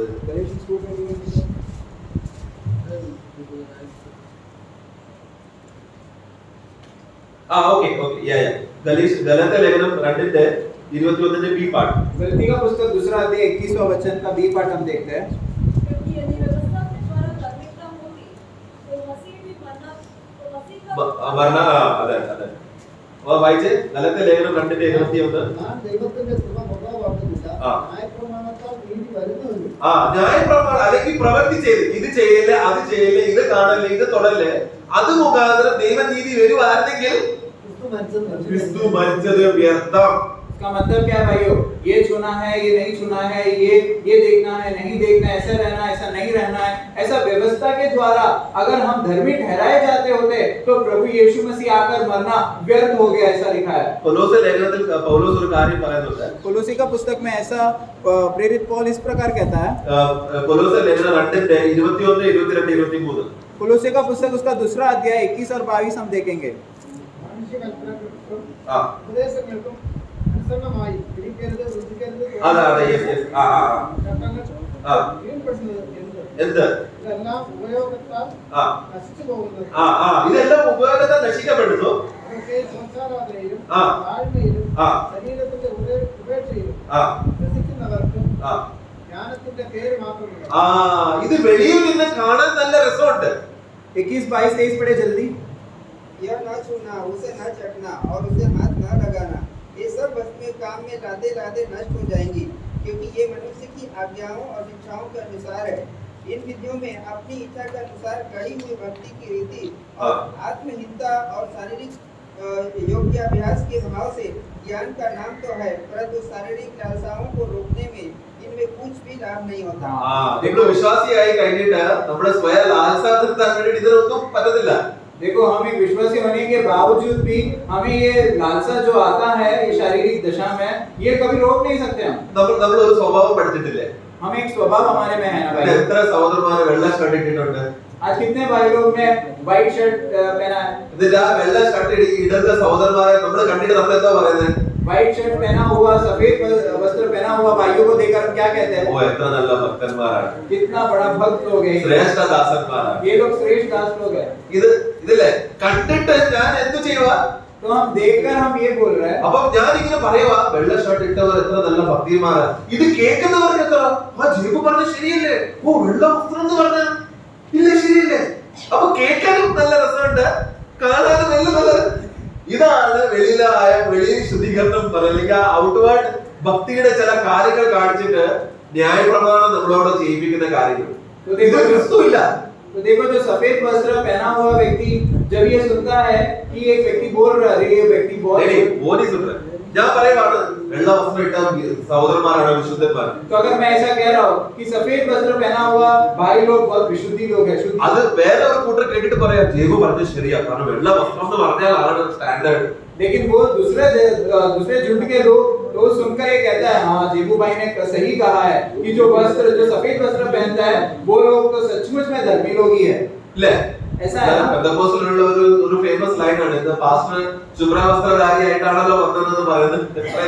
पेंटेकोस्ट में एक बहुत फेमस लाइन है कि पास्टर जो है वो सफेद वस्त्र इसलिए पहनता है कि वो शुभ्र वस्त्र के दशा में वो आ गया है। ഞാനും സഹോദരന്മാരെ കാണുമ്പോൾ വെള്ള ഷർട്ട് കാണുമ്പോൾ ഞാൻ അങ്ങനെ കളിയാക്കും, ഇന്ന് ദേവദാസൻ ശുഭ്രവസ്ത്രധാരിയായിട്ടാണ് വന്നത്. इसके लिए പറയാനൊരു രസമുണ്ട്. मैं जब भी भाई लोगों को जब भी सफेद वस्त्र में देखता हूँ, मैं भाइयों को टट्टा इस तरह उड़ाता हूँ कि हाँ आज भाई आपने शुभ्र वस्त्र पहन कर आप आए हो। അല്ല ഇതെല്ലാം വെളിയിൽ നിന്ന് നല്ല ഒരു ഭക്തിയും നല്ല ജ്ഞാനമുള്ള കാര്യമാണെന്ന് പറയുന്നത്, എന്നാൽ ഇത് ക്രിസ്തു ഇല്ല. लेकिन ये जो बात है, ये बात बाहर से सुनने के लिए तो बहुत सुंदर लगता है, लेकिन इस सारे बातों में प्रभु नहीं है। പ്രിയപ്പെട്ടവർ, ഇങ്ങനെ വെളിയിലുള്ള ചില പ്രവർത്തികൾ ചെയ്തിട്ട് നീതി നമുക്ക് കിട്ടുവായിരുന്നെങ്കിൽ ക്രിസ്തു മരിച്ചത് വ്യർത്ഥമായിരുന്നു. ऐसा अगर बाहरी रूप से कुछ कार्य करने के वजह से धार्मिकता अगर हम हासिल कर सकते थे तो प्रभु यीशु मसीह मरा हुआ बात हम ये व्यर्थ है करके ठहरते हैं। പ്രിയപ്പെട്ടവരെ, കർത്താവ് മരിച്ചത് നമുക്ക് വേണ്ടി എത്ര വലിയ അനുഗ്രഹമായി മാറി. लेकिन भाइयों, प्रभु यीशु मसीह का मृत्यु जो है, मरण जो है, हमें कितना आशीषित बना दिया है। പ്രിയപ്പെട്ടവരെ, ഇതാണ് നമുക്ക് മനസ്സിലാക്കേണ്ടത്. ये है हमें समझना है। യേശു ക്രിസ്തു നമുക്ക് വേണ്ടി എന്തോ പ്രാപിച്ച് തന്നു എന്നുള്ള അവസ്ഥ നമ്മൾ മനസ്സിലാക്കി കഴിയുമ്പോൾ പ്രിയപ്പെട്ടവരെ, നമ്മൾ കർത്താവിനോട് പിന്നെ സ്നേഹം കൂടുവതേ ഉള്ളൂ. अगर जब हम ये समझते हैं कि प्रभु यीशु मसीह ने परमेश्वर से हमें कुछ हासिल करके दिया है करके हम जब समझते हैं, तो प्रभु के ऊपर, परमेश्वर के ऊपर जो प्रेम हमारा है वो अधिक बढ़ता है। അപ്പോസ്തല പ്രവൃത്തി 13:38-39 വായിക്കുമ്പോൾ प्रेरित का पुस्तक उसका 13वां अध्याय में 13-38-39 അവിടെ നീതികരണ ക്ഷമ എന്ന വിഷയത്തിൽ സംസാരിക്കുന്നുണ്ട്. 38 और 39 पढ़ेंगे। प्रेरित का पुस्तक 13वां अध्याय उसका 38 और 39। इसलिए भाइयों, तुम जान लो कि इसी के द्वारा पापों की क्षमा का समाचार तुम्हें दिया जाता है। हाँ। और इन बातों में तुम मूसा की व्यवस्था के द्वारा निर्दोष नहीं ठहर सकते थे। इन्हीं सब में हर एक विश्वास करने वाला उसके द्वारा निर्दोष ठहरता है।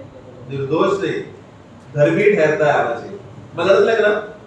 ആകയാൽ സഹോദരന്മാരെ, ഇവൻ മൂലം നിങ്ങളോട് പാപമോചനം അറിയിക്കുന്നു എന്നും മോശയുടെ ന്യായപ്രമാണത്താൽ നിങ്ങൾക്ക് നീതീകരണം വരുവാൻ കഴിയാത്ത സകലത്തിൽ നിന്നും വിശ്വസിക്കുന്ന ഏവരും സകലത്തിൽ ന്യായപ്രമാണത്തിൽ എഴുതിയിരിക്കുന്ന സകല കാര്യത്തിൽ നിന്നും നമുക്ക് യേശുക്രിസ്തു ആണ് നമുക്ക് നീതീകരിച്ചെന്നുള്ളത്. ഈ കാര്യമാണ് പൗലോസ് അപ്പോസ്തലന്മാരെ പ്രസംഗിച്ചത്. ഇവനാൽ നിങ്ങൾ നീതീകരിക്കപ്പെട്ടുവാണ്.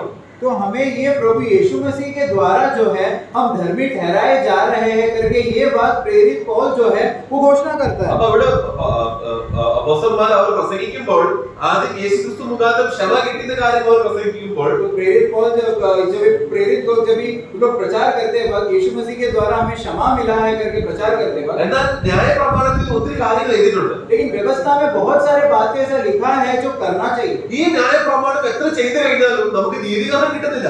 ये व्यवस्था के बातें कितना भी एक व्यक्ति किए फिर भी वो व्यक्ति धर्मी नहीं ठहरता। എന്നാൽ ഈ ന്യായപ്രമാണത്തിൽ എഴുതിയിരിക്കുന്ന സകല കാര്യത്തിൽ നിന്നും ഈ യേശുക്രിസ്തുവാൽ നമ്മൾ നീതീകരിക്കപ്പെട്ടിരിക്കുകയാണ്. लेकिन यीशु मसीह के द्वारा हम धर्मी ठहराए गए हैं। जो ये वो व्यक्ति का दशा इस प्रकार पहुंच गया है, वो इस मुकाम पर पहुंच गया है जो व्यवस्था का पूरा पालन कर चुका है। പ്രിയപ്പെട്ടവരെ, ഈ കാര്യം നമുക്ക് ലഭിച്ചു തരാൻ വേണ്ടിയിട്ട് കർത്താവായ യേശുക്രിസ്തു എന്ത് ചെയ്തു? അവൻ രക്തം ചിന്തേണ്ടി വന്നു. तो ये बात का हासिल करने के लिए प्रभु यीशु मसीह को लहू बहाना पड़ा भाई। റോമാലേഖനം 5:9 നമ്മൾ വായിക്കുമ്പോൾ रोमियो का पुस्तक 5वां अध्याय उसका 9वां वचन में हम पढ़ते हैं, मतलब है जबकि हम और उसके लहू के कारण धर्मी ठहरे। ബസ് അതിന് ഏ പാട്ട് മാത്രം 5:9 അവന്റെ രക്തത്താലാണ് നമ്മൾ നീതീകരിക്കപ്പെട്ടത് നമ്മുടെ വാക്യമുണ്ട്. तो हम उसके लहू के द्वारा हम धर्मी ठहराए गए നമ്മൾ भाई। കർത്താവായ യേശുക്രിസ്തു രക്തം ചിന്തിയോണ്ടാണ് പ്രിയപ്പെട്ടവരെ നമുക്ക് നീതീകരണം എന്ന അവസ്ഥ നമുക്ക് കിട്ടിയത്. क्योंकि हमारा प्रभु यीशु मसीह लहू बहा है भाइयों, जिसके वजह से हम धर्मी ठहराए गए। പ്രിയപ്പെട്ടവരെ, ഈ കാര്യം ഒരു വിശ്വാസി അനുഭവിക്കുമ്പോൾ അത് ഒത്തിരി വലിയ വിടുതൽ ആ വ്യക്തിക്ക് കിട്ടുന്നത്. ये बात जो है जब एक विश्वासी सचमुच अनुभव करता है, बहुत बड़ा एक छुटकारा वो व्यक्ति को मिलता है। ഇതേ വിഷയം പ്രിയപ്പെട്ടവരെ നമ്മൾ മേശയുടെ സന്നിധിയിൽ വരുമ്പോൾ ഞാൻ ആ മേശയെ കാണുമ്പോൾ ഞാൻ ഒരു കാര്യം ഞാൻ തന്നെ ശോധന ചെയ്യുക. എന്താണ്? ये बात जब भी हम मेज में इकट्ठा होते हैं तो हम मेज में इकट्ठा होते वक्त हम हमारे अपने आप को जांच रहे हैं, क्या है वो बात। നമ്മുടെ മനസാക്ഷി പിശാച് നമ്മളോട് എന്താ പറയും?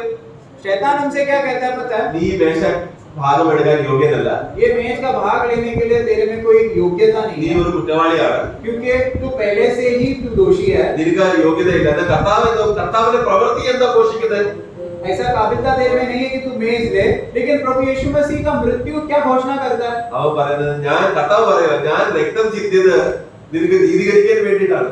प्रभु कहता है कि मैं लहू इसलिए बहाया हूँ ताकि तू धर्मी ठहरे। അതായത് ഞാൻ നിന്നെ നീതീകരിച്ചു കഴിഞ്ഞാൽ പിന്നെ പിശാചിന് നിനക്ക് കുറ്റം പറയാൻ പറ്റത്തില്ല. अगर मैं तुझे धर्मी ठहराता हूँ तो कोई भी ऐसा सामर्थ नहीं है, शैतान नहीं है जो तुझे दोषी ठहरा सकता है। പക്ഷെ എന്താണ് നമുക്ക് കുറ്റം വരുന്നത്? फिर ऐसा क्यों है कि हमारे अंदर दोष आता ഞാൻ है? ക്രിസ്തുവിൽ നീതീകരിക്കപ്പെട്ടു എന്നുള്ള കാര്യം മറന്നു പോകുന്നതുകൊണ്ടാണ്. क्योंकि हम प्रभु यीशु मसीह में हम धर्मी ठहरा चुके हैं करके बात हम भूल रहे, जिसके वजह से। അതുകൊണ്ടാണ് കർത്താവ് റിക്വസ്റ്റ് ചെയ്യുവാണ്, പ്രിയപ്പെട്ടവരെ നിങ്ങൾ മേശയിൽ വരുമ്പോ എന്നെ ഓർത്ത് നിങ്ങൾ കഴിക്കണം. इसके लिए प्रभु यीशु मसीह हमसे विनती कर रहा है, कहकर कि जब तुम ये मेज के सामने आओगे तभी तुम मेरा याद करना। റിക്വസ്റ്റ് ചെയ്തതും ആജ്ഞ ചെയ്തതും രണ്ടിൽ വ്യത്യാസമുണ്ട്. देखो, विनती करना और आज्ञा करना इसमें फर्क है भाई। റിക്വസ്റ്റ് എന്ന് പറയുന്നത് അതൊരു സ്നേഹത്തിന്റെ ഒരു കർത്താവിന്റെ ഒരു വാഞ്ചാണ്. അത് കർത്താവ് ആഴമായിട്ട് ചെയ്യുന്ന ഒരു കാര്യമാണ്. क्योंकि जब परमेश्वर विनती करता है उसमें प्रेम का बहुत बड़ा एक मुद्दा जोड़ चुका അത് है। കൽപ്പനയായി കഴിഞ്ഞാൽ അത് പ്രമാണമായി മാറും. जब वो आज्ञा बन जाता है तो क्या हो जाता है? फिर वो एक व्यवस्था बन गया। എന്നാൽ കർത്താവ് നമ്മളോട് റിക്വസ്റ്റ് ചെയ്തു, നിങ്ങൾ എപ്പോഴും നിങ്ങൾ കൂടി വരുമ്പോൾ എന്റെ ഓർമ്മയ്ക്കായി ഓർത്തിട്ടാണ് കഴിക്കുകയും പാനപാത്രം എടുക്കുകയും ചെയ്യുന്നത്. लेकिन प्रभु हमसे विनती ये कर रहा है कि जब जब तुम ये मेज के सामने आओगे तभी तभी तुम मेरे यादगार में ये बात होगा। ഈ വിഷയത്തിലാണ് പ്രിയപ്പെട്ടത് നമ്മുടെ കർത്താവിന്റെ സന്നിധിയിൽ നമ്മുടെ എല്ലാ സമയത്തും നമ്മൾ ഓർക്കേണ്ട ഒരു കാര്യം, കർത്താവ് നമുക്ക് വേണ്ടി എന്ത് ചെയ്തു. Amen। इसके लिए भाइयों, परमेश्वर ने हमारे वास्ते क्या बातें किया है करके ये बात को हमें हमेशा याद करना जरूरी है। കാരണം നമ്മൾ നീതീകരിക്കപ്പെട്ടു എന്നുള്ള ആ ബോധ്യം നമ്മൾ എന്ത് ചെയ്യും? അതിന്റെ അവസാന ഫലം എന്താണ്? क्योंकि हम धर्मी ठहराए गए करके उसका अंतिम प्रूफ क्या है, सबूत क्या है? നമ്മുടെ ഇന്നത്തെ മെസ്സേജിന്റെ ടോപ്പിക് ആണ് തേജസ്സിൽ നിന്ന് തേജസ്. आज का ये मैसेज का हमारा पूरा संक्षेप में मुद्दा क्या है? महिमा से महिमा। നമ്മൾ നീതീകരിച്ചു എന്ന് പറയുമ്പോൾ അതിന്റെ എൻഡ് റിസൾട്ട്, അതിന്റെ ഫലം എന്താണ്? നമുക്ക് അതിന് എന്തോ കിട്ടാൻ പോകുന്നത് തേജസ്കരണമാണ്. तो हम धर्मी ठहराए गए करके उसका आखिरी सबूत क्या है? कि हमें महिमा मिलने वाला है। നമ്മൾ നീതീകരിക്കപ്പെട്ടിട്ടില്ലെങ്കിൽ തേജസ് കിട്ടുന്നില്ല. तो अगर हम धर्मी नहीं ठहराए गए तो हमें महिमा नहीं मिलेगा। ഒരാള് കർത്താവിന്റെ സന്നിധിയിൽ വന്ന് വന്ന് പറയുവാണ് കർത്താവ് നല്ല നിത്യജീവൻ പ്രാപിക്കാൻ ഞാൻ എന്ത് ചെയ്യണം? तो एक व्यक्ति आकर कह रहा है कि हाँ अच्छा स्वामी, ये भला स्वामी, अगर मैं अनंत काल का जीवन प्राप्त करूं तो मैं क्या करना? അപ്പൊ കർത്താവ് ചില ന്യായപ്രമാണങ്ങൾ പറഞ്ഞു. तो प्रभु ने कुछ व्यवस्था को बोला. അപ്പൊ അവൻ പറഞ്ഞു കർത്താവ് ഇതൊക്കെ ഞാൻ ചെറുപ്പത്തിൽ മുതലേ ചെയ്തുകൊണ്ടിരിക്കുകയാണ്. तो वो व्यक्ति कह रहा है कि मैं ये तो मैं बचपन से ही करता അവൻ हूं. എന്ത് ചെയ്തു അറിയാം ആ സമയത്ത്? तो वो व्यक्ति क्या क्या बताया ആ उस ഫരീസി പ്രാർത്ഥിച്ചപ്പോൾ പറഞ്ഞില്ലേ സ്വയം നീതീകരണം ചെയ്യുവോ അവൻ? वो फरीसी ने जो प्रार्थना किया था ना, वो अपने आप को वो धार्मिक ठहराता था, उसी प्रकार ये व्यक्ति भी इसी प्रकार ही करता है. ദൈവത്തിന് വേണ്ടി സ്വയം നീതീകരണം എന്താണ്? तो परमेश्वर की उपस्थिति में स्वयं धर्मी ठहरना ये क्या है? നമ്മൾ വായിച്ചാൽ അറപ്പാണ്. वो परमेश्वर की उपस्थिति में घृणित बात है. അതൊരു അബോധിനേഷാണ്. ആരും സ്വയം നീതി ചെയ്തിട്ട് ഞാൻ എന്തെങ്കിലും യോഗ്യത ഉണ്ടെന്ന് എന്നിൽ പറയും. ക്രിസ്തു ഇല്ലാതെ എന്തെങ്കിലും ഒരു യോഗ്യത ആരും ആ കാര്യം എസ്റ്റാബ്ലിഷ് ചെയ്യാൻ പോകുന്നത് പിതാവായ ദൈവത്തിന് അറപ്പാണ്. मसीह के अलावा कोई व्यक्ति धर्मी है करके अगर परमेश्वर की उपस्थिति में कहा जाए तो ये इतना बड़ा अपराध है और इतना बड़ा घृणित बात है परमेश्वर की उपस्थिति എന്നാൽ में. ആ ടാക്സ് കളക്ടർ ചുങ്കക്കാരൻ പ്രാർത്ഥിച്ചപ്പോൾ लेकिन वो चुंगी लेने वाला इस प्रकार प्रार्थना किया. കർത്താവ് അവൻ സ്വർഗത്തിൽ പോലും നോക്കാൻ അവന് യോഗ്യതയില്ല. അവൻ നെഞ്ചടിച്ച് പറയുക ദൈവമേ ഞാൻ പാപി. वो स्वर्ग में भी वो अपना सिर उठाकर नहीं देख सकता था. वो इस प्रकार कहा कि हे परमेश्वर मैं बहुत बड़ा पापी हूँ. കർത്താവ് എന്താ പറഞ്ഞാൽ അതിന്റെ അടുത്ത വാക്യത്തിൽ परमेश्वर ने क्या कहा बताया उसके अगले वाक्य में? ഇവൻ നീതീകരിക്കപ്പെട്ടിട്ടാണ് വീട്ടിൽ പോകുന്നത്. ये व्यक्ति धर्मी ठहरकर धर्मी बनाकर वो अपने घर चला गया. അത് ചിന്തിച്ചു നോക്ക്. ആ സമയത്ത് ക്രിസ്തു മരിച്ചിട്ടില്ല. उस समय में मसीह मरा नहीं है भाई. കർത്താവിന്റെ എന്നാൽ ഈ പാപി എന്ത് കണ്ടു?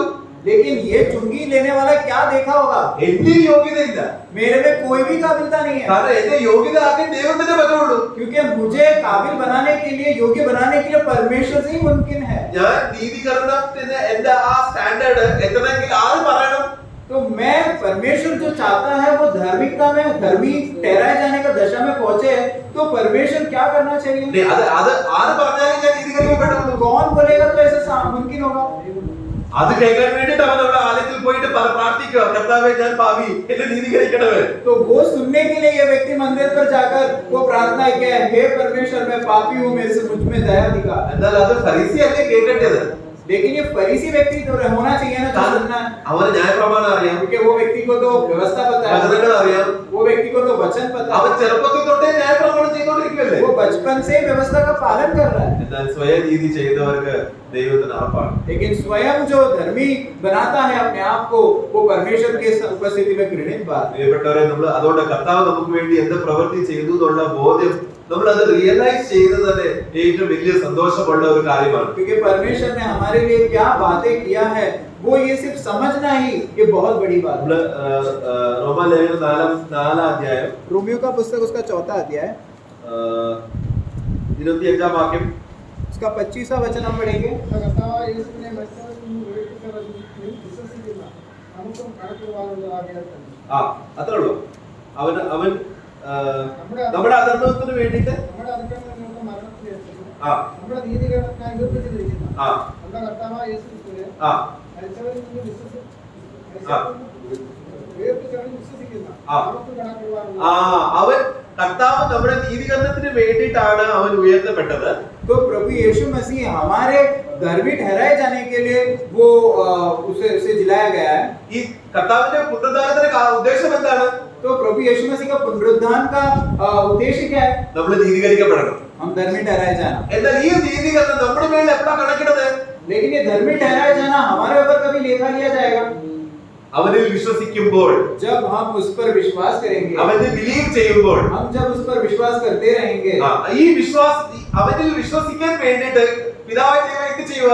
तो उस पर विश्वास करने के लिए पिता परमेश्वर क्या कर रहा है? യേശു എന്ന വിശ്വാസം നമ്മുടെ ഉള്ളിലിട്ടു. यीशु मसीह जो स्वयं विश्वास है वो हमारे अंदर डाल रहा है. യേശു ക്രിസ്തു എന്ന വിശ്വാസം നമ്മുടെ ഉള്ളിൽ വന്നു കഴിഞ്ഞാൽ യേശു ക്രിസ്തുവിന്റെ നീതീകരണത്തിൽ നമ്മൾ വിശ്വസിക്കാൻ പറ്റുള്ളൂ. यीशु मसीह जो स्वयं विश्वास है वो हमारे अंदर आने के बाद ही यीशु मसीह जो स्वयं धर्मी है वो व्यक्ति हमें धार्मिकता बनाता है करके हम समझ सकेंगे. ഗലാത്യ ലേഖനത്തിൽ അവിടെ പറയുന്നുണ്ട് ന്യായപ്രമാണം സകല മനുഷ്യനെ 3-ാം അധ്യായം 22-ാം വാക്യം. गलती का पुस्तक 3रा अध्याय 22वां वचन. ഇതിൽ വിശ്വസിക്കുന്നവർക്ക് വാഗ്ദാനം യേശുക്രിസ്തുവിന്റെ വിശ്വാസത്താൽ ലഭിക്കുന്നത് ഇതുവഴി എല്ലാവരെയും പാപത്തിൽ വീഴാറുണ്ട്. पढ़िए അവിടെ इनका 22. വിശ്വാസം അവിടെ ഓഫ് ജീസസ് ക്രൈസ്റ്റ് ആണ് വെച്ചിട്ട് पढ़े वो ഫെയ്ത്ത് ഓഫ് ജീസസ് ക്രൈസ്റ്റ്. देखो वो पढ़े 3:22 परंतु पवित्र शास्त्र ने सबको पाप के अधीन कर दिया ताकि वह प्रतिज्ञा जिसका आधार यीशु मसीह पर विश्वास करता है। हाँ, यीशु मसीह का विश्वास, यीशु मसीह स्वयं जो विश्वास है, അപ്പൊ നമുക്ക് ഒരു വലിയൊരു പ്രോമിസ് കിട്ടുവാണ്. तो हमें बहुत बड़ा एक प्रतिज्ञा मिल रहा है, കാരണം വചനം സകല മനുഷ്യനെ പാപ എന്ന അവസ്ഥയിൽ അവരെ പിടിച്ചു ഒതുക്കി വെച്ചിരിക്കുകയാണ്. क्योंकि सारा मनुष्य कुलों को ये व्यवस्था ने बंद करके रखा है। എന്നാൽ യേശു ക്രിസ്തു എന്ന വിശ്വാസം മുഖാന്തരം लेकिन यीशु मसीह जो स्वयं विश्वास के द्वारा, അവനിൽ വിശ്വസിച്ചാൽ जो व्यक्ति उस पर विश्वास करता है, നമുക്ക് ഒരു വലിയ പ്രോമിസ് കിട്ടുവാണ് കർത്താവ് യേശു ക്രിസ്തു മുഖാന്തരം. हमें बहुत बड़ा एक प्रतिज्ञा मिल रहा है यीशु मसीह के द्वारा। ഈ വിശ്വാസം ഈ പ്രതിജ്ഞ നമുക്ക് കിട്ടാൻ വേണ്ടിയിട്ട് നമ്മുടെ നീതീകരണത്തിന് വേണ്ടിയിട്ടാണ് അവൻ ഉയർത്തപ്പെട്ടത്. तो ये प्रतिज्ञा हमें मिलने के लिए वो सबूत के तौर पे प्रभु यीशु मसीह पुनरुत्थान हुआ। ഇല്ലേ, നമ്മള് ഒന്നും കൊരിന്തല്ലാത്ത തോന്നുന്നു യേശു ക്രിസ്തു ഉയർത്തിട്ടില്ലെങ്കിൽ നമ്മുടെ വിശ്വാസം വ്യർത്ഥമാണ്. 15-ാം അധ്യായത്തിലാണ് यीशु मसीह का अगर पुनरुत्थान नहीं हुआ है तो हमारा विश्वास व्यर्थ है। പ്രിയപ്പെട്ടവരെ, എന്നാൽ നമ്മുടെ വിശ്വാസം ഇന്ന് വ്യർത്ഥമല്ല. प्रियो, हमारा विश्वास व्यर्थ नहीं है, കാരണം നമ്മള് കർത്താവിനെ നമ്മുടെ വിശ്വാസത്താൽ നമ്മൾ കാണുവാണ് അവൻ പുനരുദ്ധാനത്തിലാണ്. क्योंकि हम विश्वास के द्वारा हम देख रहे हैं कि वो पुनरुत्थान की दशा में है। അവന്റെ പുനരുദ്ധാനം എന്തിനാണ്? നമ്മളെ നീതീകരിക്കാൻ വേണ്ടിയിട്ടാണ്. तो उसका पुनरुत्थान क्यों है? हमारे लिए क्या हो गया है? क्योंकि हमें धर्मी ठहराने के लिए। അവൻ നമുക്ക് വേണ്ടി ചോര എന്തിനാ ചിന്തിയത്? നമുക്ക് വേണ്ടി, നമ്മുടെ നീതീകരണത്തിന് വേണ്ടിയിട്ടാണ്. उसका लहू क्यों बहाया गया है? ताकि हम धर्मी ठहराए जाए। ഒരു വാക്യം കൂടെ, അവന്റെ അനുസരണവും നമുക്ക് നീതീകരണത്തിനാണ്. നമ്മുടെ റോമാലേഖനം 5-ാം അധ്യായത്തിൽ रोमियो का पुस्तक 5वां अध्याय में हम देखते हैं क्योंकि उसका आज्ञा पालन करना। 18-19 5 का 18-19 पढ़ेंगे। जैसा एक अपराध सब मनुष्यों के लिए नरक की आज्ञा का कारण हुआ, वैसा ही एक धर्म का काम भी सब मनुष्यों के लिए जीवन के निमित्त धर्मी ठहराए जाने का कारण हुआ। क्योंकि जैसा एक मनुष्य की आज्ञा न मानने से बहुत लोग पापी ठहरे, वैसे ही एक मनुष्य की आज्ञा मानने से बहुत लोग धर्मी ठहरेंगे। ഏകലക്ഷണത്ത സകല മനുഷ്യരുടെ ശിക്ഷാവിധി വന്നതുപോലെ ഏകനീതിയാൽ സകല മനുഷ്യർക്ക് ജീവകാരണമായ നീതീകരണവും ഇതിൽ അടുത്ത വാക്യം കൂടെ, ഏക മനുഷ്യന്റെ അനുസരണക്കേടത്താൽ അനേകർ പാപികളായി തീർന്നതുപോലെ ഏകന്റെ അനുസരണത്താൽ അനേകർ നീതിമാന്മാരായി. കർത്താവ് യേശു ക്രിസ്തുവിന്റെ ഏക അനുസരണ മുഖാന്തരമാണ്. അവൻ കർത്താവ് ക്രൂശന്റെ മരണത്തോളം അവൻ അനുസരിച്ചുകൊണ്ടാണ് നമുക്ക് നീതീകരണം കിട്ടിയത്. तो यीशु मसीह जो एकमात्र व्यक्ति जो आज्ञाकारी रहा, जिसके वजह से हम धर्मी ठहराए गए। പ്രിയപ്പെട്ടവരെ, ഇതാണ് നമ്മുടെ സൗഭാഗ്യത. प्रियो, ये है हमारा सौभाग्य। നമ്മള് ഒരു ദിവസം കർത്താവിന്റെ രാജ്യത്തിൽ നമ്മൾ കർത്താവിനെ മുഖമുഖമായി കാണുമ്പോൾ അതിന്റെ കാരണക്കാരൻ ആരാണ്? तो एक दिन हम जब ये आमने सामने हमारे प्रभु को जब हम देखेंगे तो उसका कारण कौन है? കർത്താവ് യേശു ക്രിസ്തുവിന്റെ ജീവിതം മുഖാന്തരമാണ്. हमारा प्रभु यीशु मसीह का जीवन के वजह से भाई। അവന്റെ ഏക അനുസരണത്താൽ, उसका एक आज्ञाकारी का, അവന്റെ രക്തത്തിന്റെ ചൊരിച്ചിലാൽ, उसके लहू बहाने की वजह से, എന്നിട്ട് അവന്റെ പുനരുദ്ധാനത്താൽ നമുക്ക് നീതീകരണം നമുക്ക് കിട്ടി. उनका पुनरुत्थान की वजह से हम धर्मी ठहराए गए। ഇതിന്റെ ഫലം എന്താണ്? उसका अंतिम सबूत क्या है? നമുക്ക് തേജസ്സിൽ മേൽ തേജസ് പ്രാപിക്കാം. हम महिमा से महिमा में हम നമ്മുടെ बढ़ेंगे। ക്രിസ്തു നമുക്ക് വേണ്ടി കർത്താവ് ആണ് പറയുന്നത്, ഞാൻ നിനക്ക് തേജസ് തരുമെന്ന് പറയുന്നത്. അത് ദൈവത്തിന്റെ സ്റ്റാൻഡേർഡ് ആണ്. प्रभु स्वयं कहता है कि मैं तुझे महिमा से भर दूंगा। ये परमेश्वर का उत्तम काम कर हमें पहुंचाया है। ഈ സ്റ്റാൻഡേർഡിൽ നമ്മൾ മനുഷ്യന്റെ പ്രവൃത്തി ചേർത്തിട്ട് അതിനെ അഴുക്കാക്കരുത്. और ये बहुत बड़ा जो उत्तमता पर, ये बहुत बड़ा श्रेष्ठता पर हम हमारे कार्यों जोड़कर उसे मलिन ना करें। കാരണം കർത്താവ് ഒരു പ്രവൃത്തി ചെയ്തെന്ന് പറഞ്ഞാൽ അത് എന്നേക്കും നിലനിൽക്കുന്ന ഒരു പ്രവൃത്തിയാണ്. क्योंकि अगर प्रभु यीशु मसीह ने कुछ काम किया है, कार्य किया है करके कहते वक्त, वो अनंत काल के लिए टिकने वाला काम ഈ है। അവസ്ഥയിലേക്കാണ് കർത്താവ് നമ്മളെ കൊണ്ടുവന്നിരിക്കുന്നത്. इस दशा में प्रभु ने हमें लाया गया। നമ്മള് തേജസ് നമ്മൾ ആ ദിവസം നമ്മൾ പ്രാപിക്കുമ്പോൾ നമ്മൾ ഓർക്കും, അയ്യോ ഭൂമിയിൽ ഞാൻ കൃഷ്ണയുടെ കർത്താവിന്റെ വിഷയത്തിൽ ആ സമർപ്പണം ഉണ്ടായിരുന്നെങ്കിൽ ആ തേജസ്സിന്റെ ലെവൽ നമുക്ക് എന്താ ആയിരുന്നു. हम महिमा से महिमा में बढ़ते जाएंगे, तभी हम उस दिन समझेंगे शायद काश ऐसा हुआ होता, मैं और भी अधिक पर प्रभु से नजदीक रहता, और भी अधिक मैं प्रभु को जानता होता, तो शायद मेरा महिमा का दशा और भी बढ़ गया होता। പ്രിയപ്പെട്ടവരെ, കാരണം നമ്മള് ഞാൻ എന്നിൽ പാപമില്ല, അല്ലെങ്കിൽ ഞാൻ പാപം ചെയ്തിട്ടേ ഇല്ല എന്നുള്ള ഈ അവസ്ഥയിലാണ് നമ്മൾ കർത്താവിന്റെ സന്നിധിയിൽ ആരാധിക്കാൻ വരുന്നത്. हम पाप किया ही नहीं है, इस दशा में हम प्रभु की उपस्थिति में आराधना। ഇത് ആരാ പറയുന്നത്? ഞാനല്ല, നമ്മളല്ല പറയുന്നത്, ദൈവമാണ് ഈ വിധി ദൈവം ഇട്ടിരിക്കുന്നത്. देखो ये न्याय हम नहीं दे रहे, ये हम नहीं घोषणा कर रहे, परमेश्वर स्वयं से ये घोषणा और न्याय कर रहे हैं कि हम धर्मी लोग हैं। നമ്മൾ എബ്രായ ലേഖനത്തിൽ ഒരു കൂട്ടരെ കാണുന്നുണ്ടല്ലോ 12-ാം അധ്യായത്തിൽ इब्रानियों के पुस्तक में हम एक झुंड को देखते हैं। നീതീകരിക്കപ്പെട്ട ആത്മാവുകൾ നമ്മൾ അവിടെ 12:23 12 का 23 में हम पढ़ेंगे। സ്വർഗ്ഗത്തിൽ കയറിയിരിക്കുന്ന ആദ്യജാതന്മാരുടെ സഭയ്ക്കും എല്ലാവരുടെയും ദൈവമായ ന്യായാധിപതിക്കും സിദ്ധന്മാരായ നീതിമാന്മാരുടെ ആത്മാക്കൾ സിദ്ധന്മാരായ നീതിമാനായ ആത്മാക്കൾ. അപ്പൊ അവിടെ അവരെ സ്വർഗത്തിൽ എങ്ങനെയാണ് നീതിമാനായ എണ്ണപ്പെട്ടിട്ടുള്ളവർ? तो इधर सिद्ध आत्माओं के विषय में उधर लिखा गया है, जो परमेश्वर की उपस्थिति में आते वक्त कौन से झुंड इकट्ठे हुए करके कहते वक्त उधर पवित्र वो आत्मा जस्ट मैन सिद्ध व्यक्ति के विषय में बता അതെ അവരെങ്ങനെ അവർക്ക് ആ നീതീകരണം എന്ന അവസ്ഥ കിട്ടിയത് അവർക്ക് वो हुए वे लोग किस प्रकार धर्मी हो गए। കാരണം യേശു ക്രിസ്തു അവർക്ക് വേണ്ടിയിട്ട് ആ സ്റ്റാൻഡേർഡ് ആ വിധി അവർക്ക് ഭൂമിയിൽ കിട്ടി. क्योंकि वे लोगों को परमेश्वर ने पहले से ही वो न्याय दिया था जब वो लोग ये संसार में കാരണം ദൈവം ഒരുവനെ നീ നീതിമാൻ എന്ന് വിധിച്ചു കഴിഞ്ഞാൽ അവർക്ക് വേറെ ആർക്കും കുറ്റം പറയാൻ പറ്റത്തില്ല. क्योंकि परमेश्वर अगर ऐसा कहता है कि तू धर्मी व्यक्ति है तो ऐसा कोई भी व्यक्ति उठकर नहीं कह सकता कि नहीं तू दोषी है। എന്നാൽ നമ്മൾ ഭൂമിയിൽ ജീവിക്കുമ്പോൾ നമ്മൾ ചില കുറവുകൾ കാണല്ലേ? लेकिन हम संसार में जीते वक्त हमें बहुत सारा कमियां हैं। ഈ കുറവ് സ്വർഗ്ഗത്തിൽ വരാതിരിക്കാൻ വേണ്ടി കർത്താവ് എന്ത് ചെയ്യുന്നു? तो ये कमियां स्वर्ग में ना आए तो परमेश्वर क्या करते हैं इसके लिए? അതാണ് 24-ാം വാക്യത്തിൽ പറയുന്നത്. ये है हम 24वां वाक्य में നമ്മളും ആ ലെവലിൽ എത്തണം. കാരണം സ്വർഗ്ഗത്തിൽ ഓൾറെഡി നീതിയുണ്ട്, വിശുദ്ധന്മാർ സ്വർഗ്ഗത്തിൽ ഓൾറെഡി ഉണ്ട്. നമ്മളും ആ ലെവലിൽ എത്തപ്പെടുന്നത് എങ്ങനെയാണ്? മൽക്കിസദേക്കിന്റെ ക്രമത്തിൽ ആയ അല്ലെങ്കിൽ യേശുക്രിസ്തുവിന്റെ രക്തം ആബേലിന്റെ രക്തത്തെക്കാൾ ഗുണകരമായി സംസാരിക്കുന്നതുകൊണ്ടാണ് നമ്മളും മറ്റേ രീതിയുള്ള വിശുദ്ധന്മാരുടെ ലെവലിൽ എത്തപ്പെടുന്നത്. उधर भी स्वर्ग में सिद्ध किए हुए व्यक्तियों का आत्मा उधर पहुंच चुका है। वो व्यक्तियों के साथ हम भी एक है करके हम कैसे कह सकते हैं? हम इधर संसार में रहते हैं वक्त हम तो पापी लोग हैं, लेकिन परमेश्वर यीशु मसीह का मलकीसदेक का क्रमांक का महायाजक का सेविका की वजह से हम उधर सिद्ध ठहरे जा रहे हैं। हम उनके साथ जिधर स्वर्ग में जो लोग सिद्ध है वो लोगों के साथ हम एक हो रहे हैं। അവിടെ ഇംഗ്ലീഷിൽ എഴുതിയിരിക്കുന്നത് മീഡിയേറ്റർ കാര്യസ്ഥനുണ്ടോ? അവിടെ യേശു അത് കാര്യസ്ഥനുണ്ടോ? यीशु मसीह जो मध्यस्थी है करके लिखा है ना, മധ്യസ്ഥനായ യേശു. मध्यस्थी यीशु। യേശു ഒരു കാര്യത്തിൽ ഇടപെട്ട് കഴിഞ്ഞാലേ പ്രിയപ്പെട്ടവരെ പിന്നെ പക്ക വിഷമമില്ല. अगर यीशु मसीह अगर कोई मुद्दा अपने कंधे पे उठाकर अगर वो कार्य कर रहा है तो भाइयों हमें फिर डरने का कोई जरूरत नहीं है। കർത്താവിന്റെ സ്വർഗ്ഗത്തിന്റെ ആ ലെവൽ സ്വർഗ്ഗത്തിൽ स्वर्ग में പാപിയായ ജേബു എത്തിക്കഴിഞ്ഞാൽ अगर पापी जेबू अगर उधर पहुंचता है, അവന്റെ കൂടെ മധ്യസ്ഥനായ യേശുക്രിസ്തു കൂടെ ഉണ്ടെങ്കിൽ अगर उसके साथ मध्यस्थी यीशु अगर खड़ा है तो ആർക്കും കുറ്റം പറയാൻ പറ്റത്തില്ല. कोई भी व्यक्ति इतना काबिल नहीं है कि उसके ऊपर दोष चढ़ा सके। പ്രിയപ്പെട്ടവരെ നമ്മുടെ എല്ലാവരുടെ അവസ്ഥ അങ്ങനെയല്ലേ? तो है भाइयों हमारा सभी का अवस्था यही है നമ്മൾ ना। സ്വർഗ്ഗത്തിൽ എത്തിയത് എങ്ങനെ തന്നെയാണോ? हमारा स्वर्ग में पहुंचने का जो काबिलता है कि നമുക്ക് हमारे വേണ്ടി ഗുണകരമായി സംസാരിക്കുന്ന യേശുക്രിസ്തുവിന്റെ രക്തം മുഖാന്തരമല്ല നമുക്ക് അവിടെ പ്രവേശനം കിട്ടിയത്. तो हमारे लिए गुणवान का लहू जो गुणवान जो और उत्तम बात करने वाला लहू के वजह से हम उधर पहुंच गए ना भाइयों। നമ്മുടെ കർത്താവിന്റെ രക്തം അല്ലെങ്കിൽ നമുക്ക് വേണ്ടി കർത്താവ് മധ്യസ്ഥ പ്രവൃത്തി ചെയ്യുമ്പോൾ അവൻ എപ്പോഴും ഗുണമുള്ള കാര്യം പറയാനേ അവന് സമയമുള്ളൂ. तो हमारे लिए जब वो मध्यस्थी करते वक्त वो उत्तम बातें ही करता है भाइयों। പിശാച് എന്ത് ചെയ്യുന്നത്?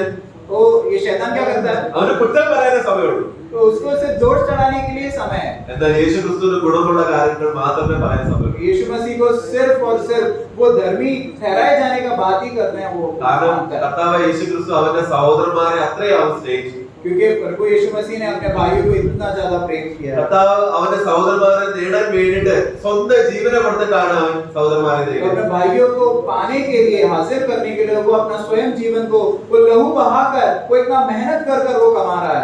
അപ്പൊ അതുകൊണ്ട് അവന്റെ സ്നേഹം നമുക്ക് വേണ്ടി എത്ര വലുതാണ്. तो उनका प्रेम हमारे वास्ते कितना श्रेष्ठ है। ഇതെല്ലാം കർത്താവ് ചെയ്തത് നമുക്ക് രീതിയിൽ തേജസ്സിലേക്ക് തേജസ്സിലോട്ട് പ്രവേശിക്കാൻ വേണ്ടിയിട്ടാണ്. तो ये सारा बात हमारे लिए इसलिए कर रहा था कि हम महिमा से महिमा में बढ़ सके। പ്രിയപ്പെട്ടവരെ നമ്മുടെ ഈ കണ്ണുകൾ നമ്മൾ പ്രകാശമായി കഴിഞ്ഞാൽ എത്ര വലിയ സന്തോഷമുള്ള കാര്യമാണ്. तो भाइयों हमारा आग ज्योतिमय हो, हमारा आग प्रकाश हो।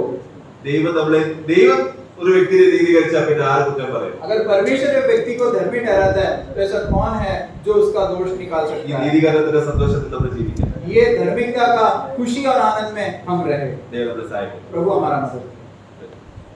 ഇപ്പോൾ ചിന്തിച്ചുകൊണ്ടിരിക്കുന്നത് നീതീകരണത്തിലൂടെ കിട്ടുന്ന തേജസ്. तो अभी हम ये सोच रहे थे धार्मिकता के धर्मी ठहराए जाने की वजह से हम किस प्रकार महिमा में बढ़ेंगे। അപ്പോൾ നമ്മൾ ഇനി തേജസ് പ്രാപിച്ചു കഴിഞ്ഞു വരികട്ടെ. अभी जरा समझिए कि हम धर्मी ठहर गए, हम महिमा प्राप्त किए, അത് പിന്നെ നഷ്ടപ്പെടാൻ സാധ്യതയുണ്ടോ? क्या उसके बाद हम खो सकते हैं क्या? അത് നഷ്ടപ്പെടാൻ സാധ്യതയുണ്ടോ? उत्तर दो. हम महिमा प्राप्त करने के बाद स्वर्ग में उसके बाद हम महिमा खो सकते हैं क्या? അല്ല എല്ലാവരും പറ. നഷ്ടപ്പെടുവരെ തലയൊക്കെ सर तो हिलाओ भाइयों. ഇവിടെ വെച്ച് നഷ്ടപ്പെടുത്താം, കിട്ടിക്കഴിഞ്ഞാൽ പിന്നെ നഷ്ടപ്പെടുത്താം. ഓക്കെ. അങ്ങനെയാണെങ്കിൽ എന്തുകൊണ്ടാണ് നമ്മൾ റോമലേഖനം 3-ാം അധ്യായം अगर ऐसा है तो ऐसा क्यों നമ്മൾ लिखा ആ है? വിഷയം ചിന്തിച്ചതാണ്. हम वो विषय ഒന്നും കൂടെ അതായത് അതിന്റെ 22-ാം വാക്യം, ഒരു വ്യത്യാസം, എല്ലാവരും പാപം ചെയ്ത് ദൈവദേശത്ത് 3:22 में पढ़ते हैं, सारा व्यक्ति लोगों ने पाप किया है और परमेश्वर को महिमा खो बैठा है. നമ്മൾ പാപം ചെയ്ത് കഴിയുമ്പോൾ ദേശം നഷ്ടപ്പെടുത്തില്ലേ? तो हम पाप करने के बाद हम महिमा खो बैठेंगे ना. അപ്പോൾ എന്താണ്, ആദാം ദൈവം സൃഷ്ടിച്ചപ്പോൾ അവന് തേജസ് ഉണ്ടായിരുന്നു. आदम को जब परमेश्वर ने निर्माण किया, आदम को महिमा था क्या?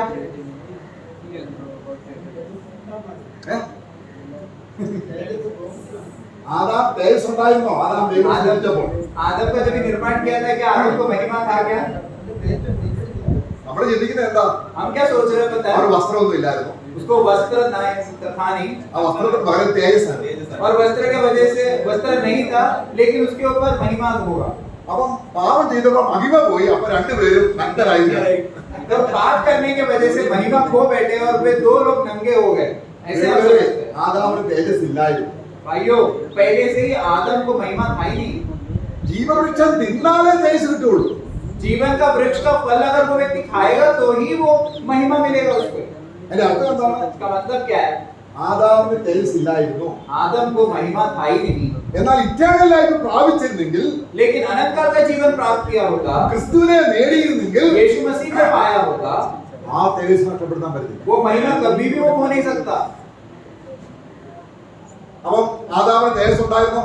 क्या आदम को महिमा था क्या? ഇനി ക്രിസ്തുവിനെ കൂടാതെ തേജസ് പ്രാപിച്ചാൽ നഷ്ടപ്പെടും.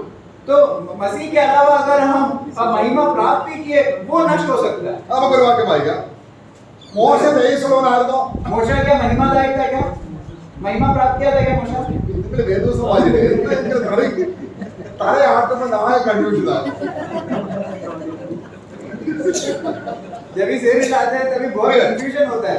इसको उत्तर दो. രണ്ടു കോരിന്ത്യർ दूसरा कोरिन्थी 3-ാം അധ്യായം 3रा अध्याय. വായിക്കാം. അവിടെ 7-ാം വാക്യം, എന്നാൽ കല്ലിൽ അസഹ്യമായി കൊത്തിയിരുന്ന മരണശുശ്രൂഷ നീക്കം വരുന്നതായ മോശയുടെ മുഖതേജസ് നിമിത്തം ഇസ്രായേൽ മക്കൾക്ക് അവന്റെ മുഖത്ത് നോക്കിക്കൂടാതെ വണ്ണം തേജസ്സുള്ളതായിരുന്നു. 3 का 7 पढ़े കേട്ടോ? चलो. മോശ തേജസ്സുള്ളവനായിരുന്നോ? 3 का 7. ആയിരുന്നു. ഓക്കെ. 3 का 7 पढ़े जल्दी ब्रदर. यदि मृत्यु की वह वाचा जिनके अंतर पत्थरों पर खोदे गए थे, यहाँ तक तेजोमय हुई कि मूसा के मुंह पर से तेज के कारण जो घटता भी जाता था, हाँ, तो मूसा के मुंह से तेज के कारण वो शोभा में और महिमा तक हो गया. तो मूसा के मुंह में क्या था? मूसा को महिमा मिला था ना, मिला था. അപ്പൊ അടുത്ത വാക്യം വായിച്ചു. अगला वचन पढ़ेंगे. എന്നാൽ ശിക്ഷാമതിയുടെ തേജസ് अगला वचन. മോശയ്ക്ക് ആ തേജസ് നഷ്ടപ്പെട്ടോ? क्या मूसा को मिला हुआ महिमा खो बैठा क्या? वर्ष 9 पढ़े. जबकि जब दोषी ठहरने वाले वाचा तेजोमय थी, हाँ, तो बस, धर्मी बस, बस। हाँ, दोषी ठहरने वाला तेजस। ആ अच्छा. इसका मतलब क्या है? മോശയ്ക്ക് ബഹുത തേജസ് ഉണ്ട് അല്ലേ? मूसा को उस प्रकार का महिमा है जो खो सकता है. ആ ഇത് പറഞ്ഞാൽ ശിക്ഷാവിധിയുടെ ശുശ്രൂഷ തേജസ്സുള്ളതാണെങ്കിൽ अगर दोष चढ़ाने वाला जो व्यवस्था जो है, अगर वो व्यवस्था महिमा है तो നമ്മള് ചിന്തിക്കുന്നത് നമ്മുടെ മോശ ഏരിയാവും തേജസ് വെളിപ്പെട്ടല്ലോ. तो हम क्या सोचते हैं? मूसा और एलिया उस पर्वत में महिमादायक जैसा प्रकट हुआ है ना. നമ്മുടെ മോശയുടെ ശുശ്രൂഷ എന്ന് പറഞ്ഞാൽ ന്യായപ്രമാണത്തിന് ശുശ്രൂഷ तो मूसा का शुश्रूषा क्या है? सेविका है क्या है? वो व्यवस्था का सेविका है. എന്ന് പറഞ്ഞാൽ മാറ്റപ്പെടാവുന്ന ശുശ്രൂഷ. वो सेविका इस प्रकार का सेविका है जो हट सकता है. പുതിയ നിയമം എന്താണ്? नया नियम क्या है? മോശയുടെ ശുശ്രൂഷ അല്ല. मूसा का व्यवस्था नहीं है, അപ്പോ सेविका. പുതിയ നിയമം ക്രിസ്തുവിന്റെ ശുശ്രൂഷയാണ്. वो ये नया नियम यीशु मसीह का सेविका है. അപ്പൊ ക്രിസ്തു ഉണ്ടെങ്കിൽ अगर यीशु मसीह है तो നമുക്ക് തേജസ് നഷ്ടപ്പെടുത്തി. हमें महिमा हम कभी भी खोएंगे नहीं। കാരണം നമ്മൾ പ്രാപിക്കുന്ന തേജസ് നമ്മളെ അല്ല. Amen. क्योंकि हम प्राप्त करने वाला महिमा हमारा नहीं है, ഭ്രാന്തിയാ. फिर किसका है? Praise the Lord. Amen. ഈ പറയുന്ന നീതീകരണവും വിശുദ്ധീകരണവും ഒന്നും നമ്മുടെ അല്ല കേട്ടോ. ये कहा गया हुआ धर्मी ठहराया जाना, ये कहा गया हुआ पवित्र ठहराया जाना, ये सब हमारा नहीं है भाइयों। ഇതെല്ലാം നമ്മളെ മാറ്റിയിട്ട് ക്രിസ്തുവിനെ ദൈവം തരിക. ये सारे बात हम प्राप्त करने के लिए हमें हटाकर प्रभु यीशु मसीह के तौर पर हमें दिया गया है। അപ്പൊ നമ്മുടെ നീതി ക്രിസ്തുവാണ്, तो हमारा धार्मिकता प्रभु यीशु मसीह നമ്മുടെ है, ജീവൻ ക്രിസ്തുവാണ്, हमारा जीवन प्रभु यीशु मसीह है, നമ്മുടെ വിശുദ്ധി ക്രിസ്തുവാണ്, हमारा पवित्रता यीशु मसीह है, നമ്മുടെ തേജസ്. हमारा महिमा भी यीशु मसीह है। അതുകൊണ്ടാണ് നമ്മൾ പ്രാപിക്കുന്ന തേജസ്, इसके लिए हम प्राप्त करने वाले महिमा कभी भी हम खोएंगे नहीं। ആ തേജസ് നിത്യമാണ്. वो महिमा अनंत काल കാരണം में टिका हुआ है। തേജസ്സിന്റെ നിത്യഘനം വിശുദ്ധന്മാർക്ക് ലഭിക്കേണ്ടതിന് क्योंकि महिमा का अनंत काल का जो वजन जो है वो हमें आने वाले दिनों में प्राप्त करने के लिए നമ്മള് അതായത് നമ്മളത് വായിക്കുന്നത് 2 തീമോഥെയോസ് 2-ാം അധ്യായം. दूसरा तिमोथी उसका दूसरा अध्याय। നമ്മൾ പ്രാപിക്കാൻ പോകുന്ന തേജസ്സിന് ഒരു ഇറ്റേണൽ വാല്യൂ ഉണ്ട്, ഇറ്റേണിറ്റി ഉണ്ടെന്ന്. तो हम प्राप्त करने वाले महिमा को एक अनंत काल का एक वजन है उसमें। നമ്മൾ ആ വാക്യം കൂടെ വായിച്ച് അവസാനിപ്പിക്കുകയാണ്. 2 തീമോത്തി दूसरा 2-ാം तिमोथी അധ്യായം. दूसरा अध्याय അതിന്റെ 10-ാം വാക്യം. वचन 10 पढ़ेंगे।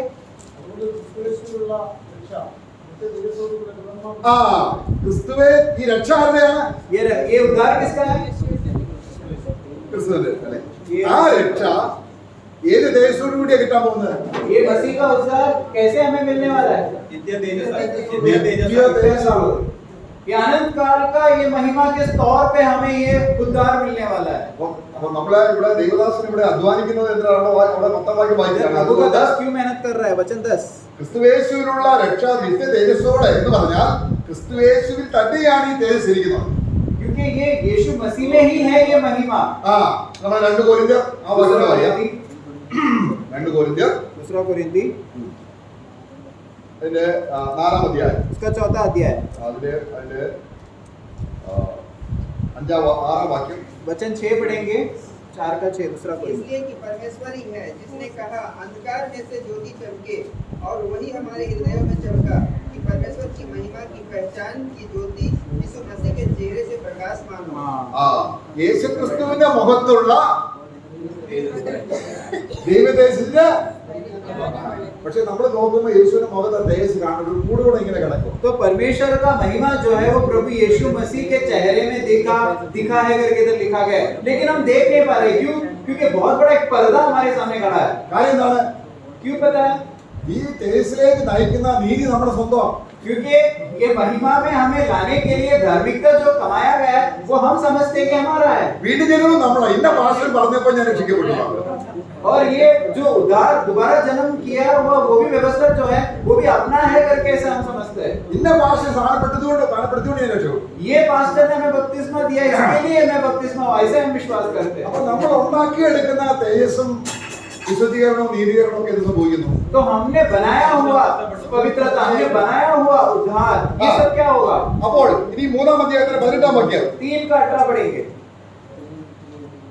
परंतु जब हम सबके उघाड़े चेहरे से प्रभु का प्रताप इस प्रकार प्रकट होता है जिस प्रकार दर्पण में ഓക്കെ അതിന്റെ 18-ാം വാക്യത്തിൽ എന്നാൽ കർത്താവിന്റെ ആത്മാവുള്ളിടത്തോളം അല്ലല്ല 3:18 3 का 18 നീങ്ങിയത് മൂടുപടം. ഏതാണ് മൂടുപടം? जिस मुंह पर से पर्दा हट चुका है, ന്യായപ്രമാണം, സ്വയനീതി, സ്വയവിശുദ്ധീകരണം, ഇങ്ങനെയുള്ള ഇത് ഇരിക്കുന്ന കാലത്തോളം ക്രിസ്തുവിന്റെ തേജസ് ये व्यवस्था, ये स्वयं धर्मीकरण, ये सब बहुत बड़ा पर्दा है जो हम परमेश्वर से हम मुकाबला नहीं, हम परमेश्वर से हम उपस्थिति में नहीं रह सकते। ये सारे बात जब तक वो हमारे और मसीह के सामने पर्दा के समान खड़ा है, हम उसकी उपस्थिति में हम आ नहीं सकते। എന്നാൽ മൂടുപടം നീങ്ങിയ മുഖത്ത് जिधर पर्दा हट चुका है उस दशा में അപ്പൊ നമ്മുടെ മുഖം പുതിയതാണ്. हमारा मुंह चेहरा नया चेहरा है क्या? ഈ മൂടുപടം ഇടുക എന്ന് പറഞ്ഞ മുഖം കൂടെ അടക്കിയ മൂടുപടം ഇടുന്നത്. तो ये ഒരുമാതിരി തലമുടി ഇടുന്ന ഇതല്ല മൂടുപടം. तो ये क्या करते हैं? മുഖം ആരും കാണരുത്. पूरा पर्दा डालते हुए पूरा अपने आप को ढकते हैं। इसका मतलब क्या है? वो अपना चेहरा भी नहीं दिखाना चाहते। മുഖം കാണാൻ പാടില്ല. वो चेहरा नहीं देख सकते। അല്ലെങ്കിൽ മുസ്ലിം സ്ത്രീകൾ അറബ് സ്ത്രീകളെ അതാണ് മൂടുപടം. वो मुस्लिम स्त्री लोग क्या करते हैं, वो अपना हाँ। चेहरा को भी ढक कर वो बहुत बड़ा पर्दा सामने डालते हैं ताकि कोई उनके चेहरा ना देखे। നമ്മുടെ പരിജ്ഞാനക്കുറവ്, हमारा ज्ञान का कमी, നമ്മൾക്ക് ദൈവത്തോടുള്ള നമ്മുടേതായിരിക്കുന്ന ഒന്നും ദൈവം വെളിപ്പെടുത്താതെ നമ്മൾ സ്വയം ഉണ്ടാക്കിയെടുക്കുന്ന പാരമ്പര്യം അനുസരിച്ചും മതത്തിന്റെ പഠിപ്പീരനുസരിച്ചും നമ്മളിലുള്ളതായിരിക്കുന്നതെല്ലാം ഒരു മൂടുപടമായിട്ട് സ്വയനീതിയായിട്ട് കിടക്കുക. और ये जो बहुत बड़ा पर्दा हमारे सामने खड़ा है, जो हमारा कुटुंब के जो चरित्र है और हमें जो सिखाया हुआ जो रीत रिवाज है, ये बहुत बड़ा पर्दा हमारे सामने पड़ा है, जिसके वजह से നമുക്ക് പിതാവിന്റെ അടുക്കിലേക്ക് വരുമ്പോൾ തന്റെ ദേഹമെന്ന തിരശ്ശീലയിലൂടെ ആ പർദ്ദ മാറ്റിയിട്ടാണ് കർത്താവ് നമ്മളെ क्योंकि हम पिता की उपस्थिति में आते वक्त यीशु मसीह का देह के वो टूटने के वजह से उसके द्वारा हम वो पिता के सामने पहुंचते हैं। അപ്പോൾ നമ്മൾ പ്രാപിച്ച നീതീകരണം എന്താണ്? ക്രിസ്തുവിന്റെ നീതിയാണ്. ക്രിസ്തുവിന്റെ നീതി ഞാൻ പ്രാപിച്ചത്, അല്ലെങ്കിൽ ക്രിസ്തുവിനെ ഞാൻ പ്രാപിച്ചു. तो हमने जो प्राप्त किया हुआ धर्मी क्या है, वो धर्मी ठहराया जाना वो प्रभु यीशु मसीह स्वयं है। അപ്പോൾ എന്റെ നീതീകരണത്തിൽ ഞാൻ വിശ്വസിക്കുന്നില്ല. तो मैं मेरा धर्मी ठहराए जाने में मैं नहीं विश्वास करता। ഞാൻ ക്രൂശിക്കപ്പെടണം, मैं क्रूस में चढ़ाया जाना चाहिए। അതാണ് മൂടുപടം നീങ്ങി പോകുന്നത്. ഞാൻ നീങ്ങി പോകുന്നതാണ് മൂടുപടം. मैं हट जाता हूँ, मैं पूरी तरीके से मेरा जो दशा है वो हटता है, इसको हम पर्दा जो है वो हटते हैं करके हम देखते हैं। യേശു ക്രിസ്തുവിന് മൂടുപടം ഇടേണ്ട ആവശ്യമില്ല, കാരണം ഒരു കപടതയും यीशु मसीह को पर्दा डालने की कोई जरूरत नहीं है, क्योंकि कोई भी कपट वो व्यक्ति में नहीं है അവന് വേഷധാരിയായിട്ടിരിക്കാൻ കഴിയുകയില്ല. और वो व्यक्ति कभी भी ऐसा नहीं है कि वो വേഷധാരി എന്ന് പറഞ്ഞാൽ ഹിപ്പോക്രസി. മനുഷ്യരുടെ कपटी नहीं हो सकता हमारा प्रभु। അവൻ എപ്പോഴും ഒരുപോലെയാണ്. वो हमेशा एक तरह है, അവന് പുളിപ്പില്ല. उसमें कभी भी खमीरता नहीं है। നമ്മൾ അവന്റെ അടുക്കിലേക്ക് ചെല്ലുമ്പോൾ ഈ പറയുന്ന കപടം മൂടെല്ലാം ക്രിസ്തു നീക്കണം.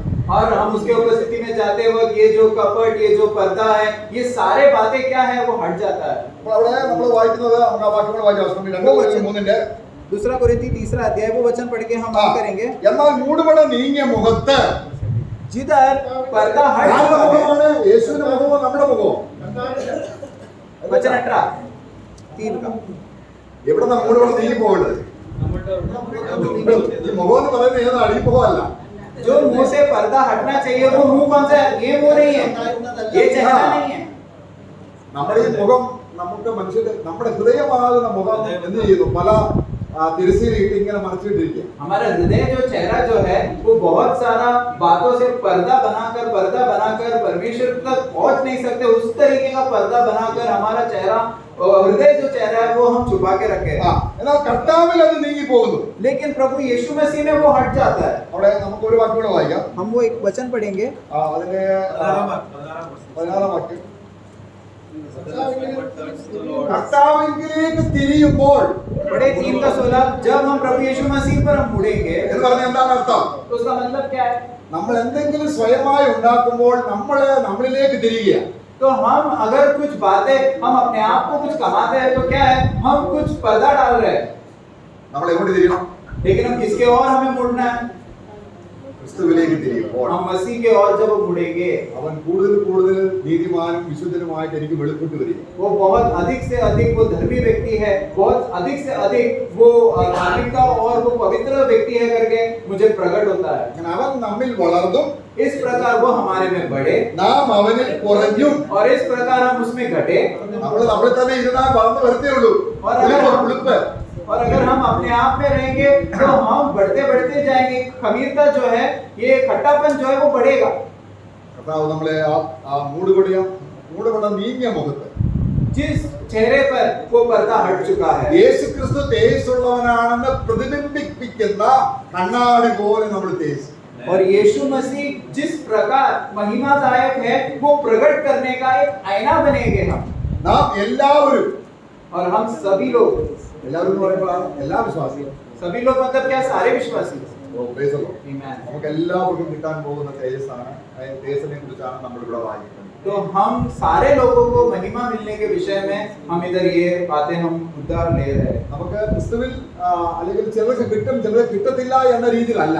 ऐसा नहीं है कि जिस कुछ कुछ लोगों को मिलेगा कुछ लोगों को नहीं मिलेगा, इस दशा में नहीं होगा, കാരണം ക്രിസ്തുവിനെ ആർക്കും കിട്ടും. क्योंकि मसीह को कोई भी लोग प्राप्त कर सकता കാരണം है, ക്രിസ്തു അത്രയ്ക്ക് ലഭ്യമാണ്. क्योंकि प्रभु यीशु मसीह उस तरीके से वो अवेलेबल है. നമുക്ക് ഈ വായു ശ്വസിക്കാനായിട്ട് ആർക്കും വായു ശ്വസിക്കാം. क्योंकि इस हम देखते हैं ये वातावरण में हमें वायु हमें लेने के लिए कोई भी वायु ले सकता है उसी प्रकार.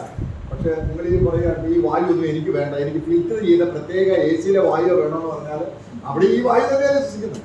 अगर हम कहते हैं हमें इस तरह का वायु नहीं चाहिए, फिल्टर किया हुआ एसी का वायु ही हमें चाहिए करके हम कहेंगे तो भी वो वायु भी तो वही तो वायु है जो बाहर गूंज रहा है. പക്ഷെ നമ്മള് യേശുവിന്റെ നീതി എനിക്ക് വേണ്ട, എന്റെ സ്വയം നീതി എന്ന് പറയുന്നത് इसका मतलब क्या है, हमें प्रभु यीशु मसीह का जो धर्मी है वो नहीं चाहिए, हमारा धर्मी हम कमाना चाहते അവന്റെ हैं. പ്രാണവായു സ്വീകരിച്ചിട്ട് അവന്റെ സൗജന്യമായ നീതി വേണ്ട എന്ന് പറയുന്നത് പോലെ ആയിരിക്കുന്നു. क्योंकि उसका प्राण का जो वायु है वो हम नकार कर हम इस प्रकार हम उसे नकार रहे, इस प्रकार हम कह रहे, ऐसे कहते हैं. നാം എല്ലാവരും हम सब लोग ദേശ പ്രാപിക്കും. महिमा से महिमा में प्राप्त कर, നമ്മൾ അതിന് അടിസ്ഥാനമാണ് നീതീകരണം. उसके नींव बात है धर्मी ठहराए. പ്രാർത്ഥിക്കാൻ സൗകര്യം ആരെങ്കിലും സൗകര്യം മുന്നോട്ട് വന്ന് प्रार्थना करे, कोई भी भाई आगे आकर प्रार्थना करे. പ്രാർത്ഥിക്കാം.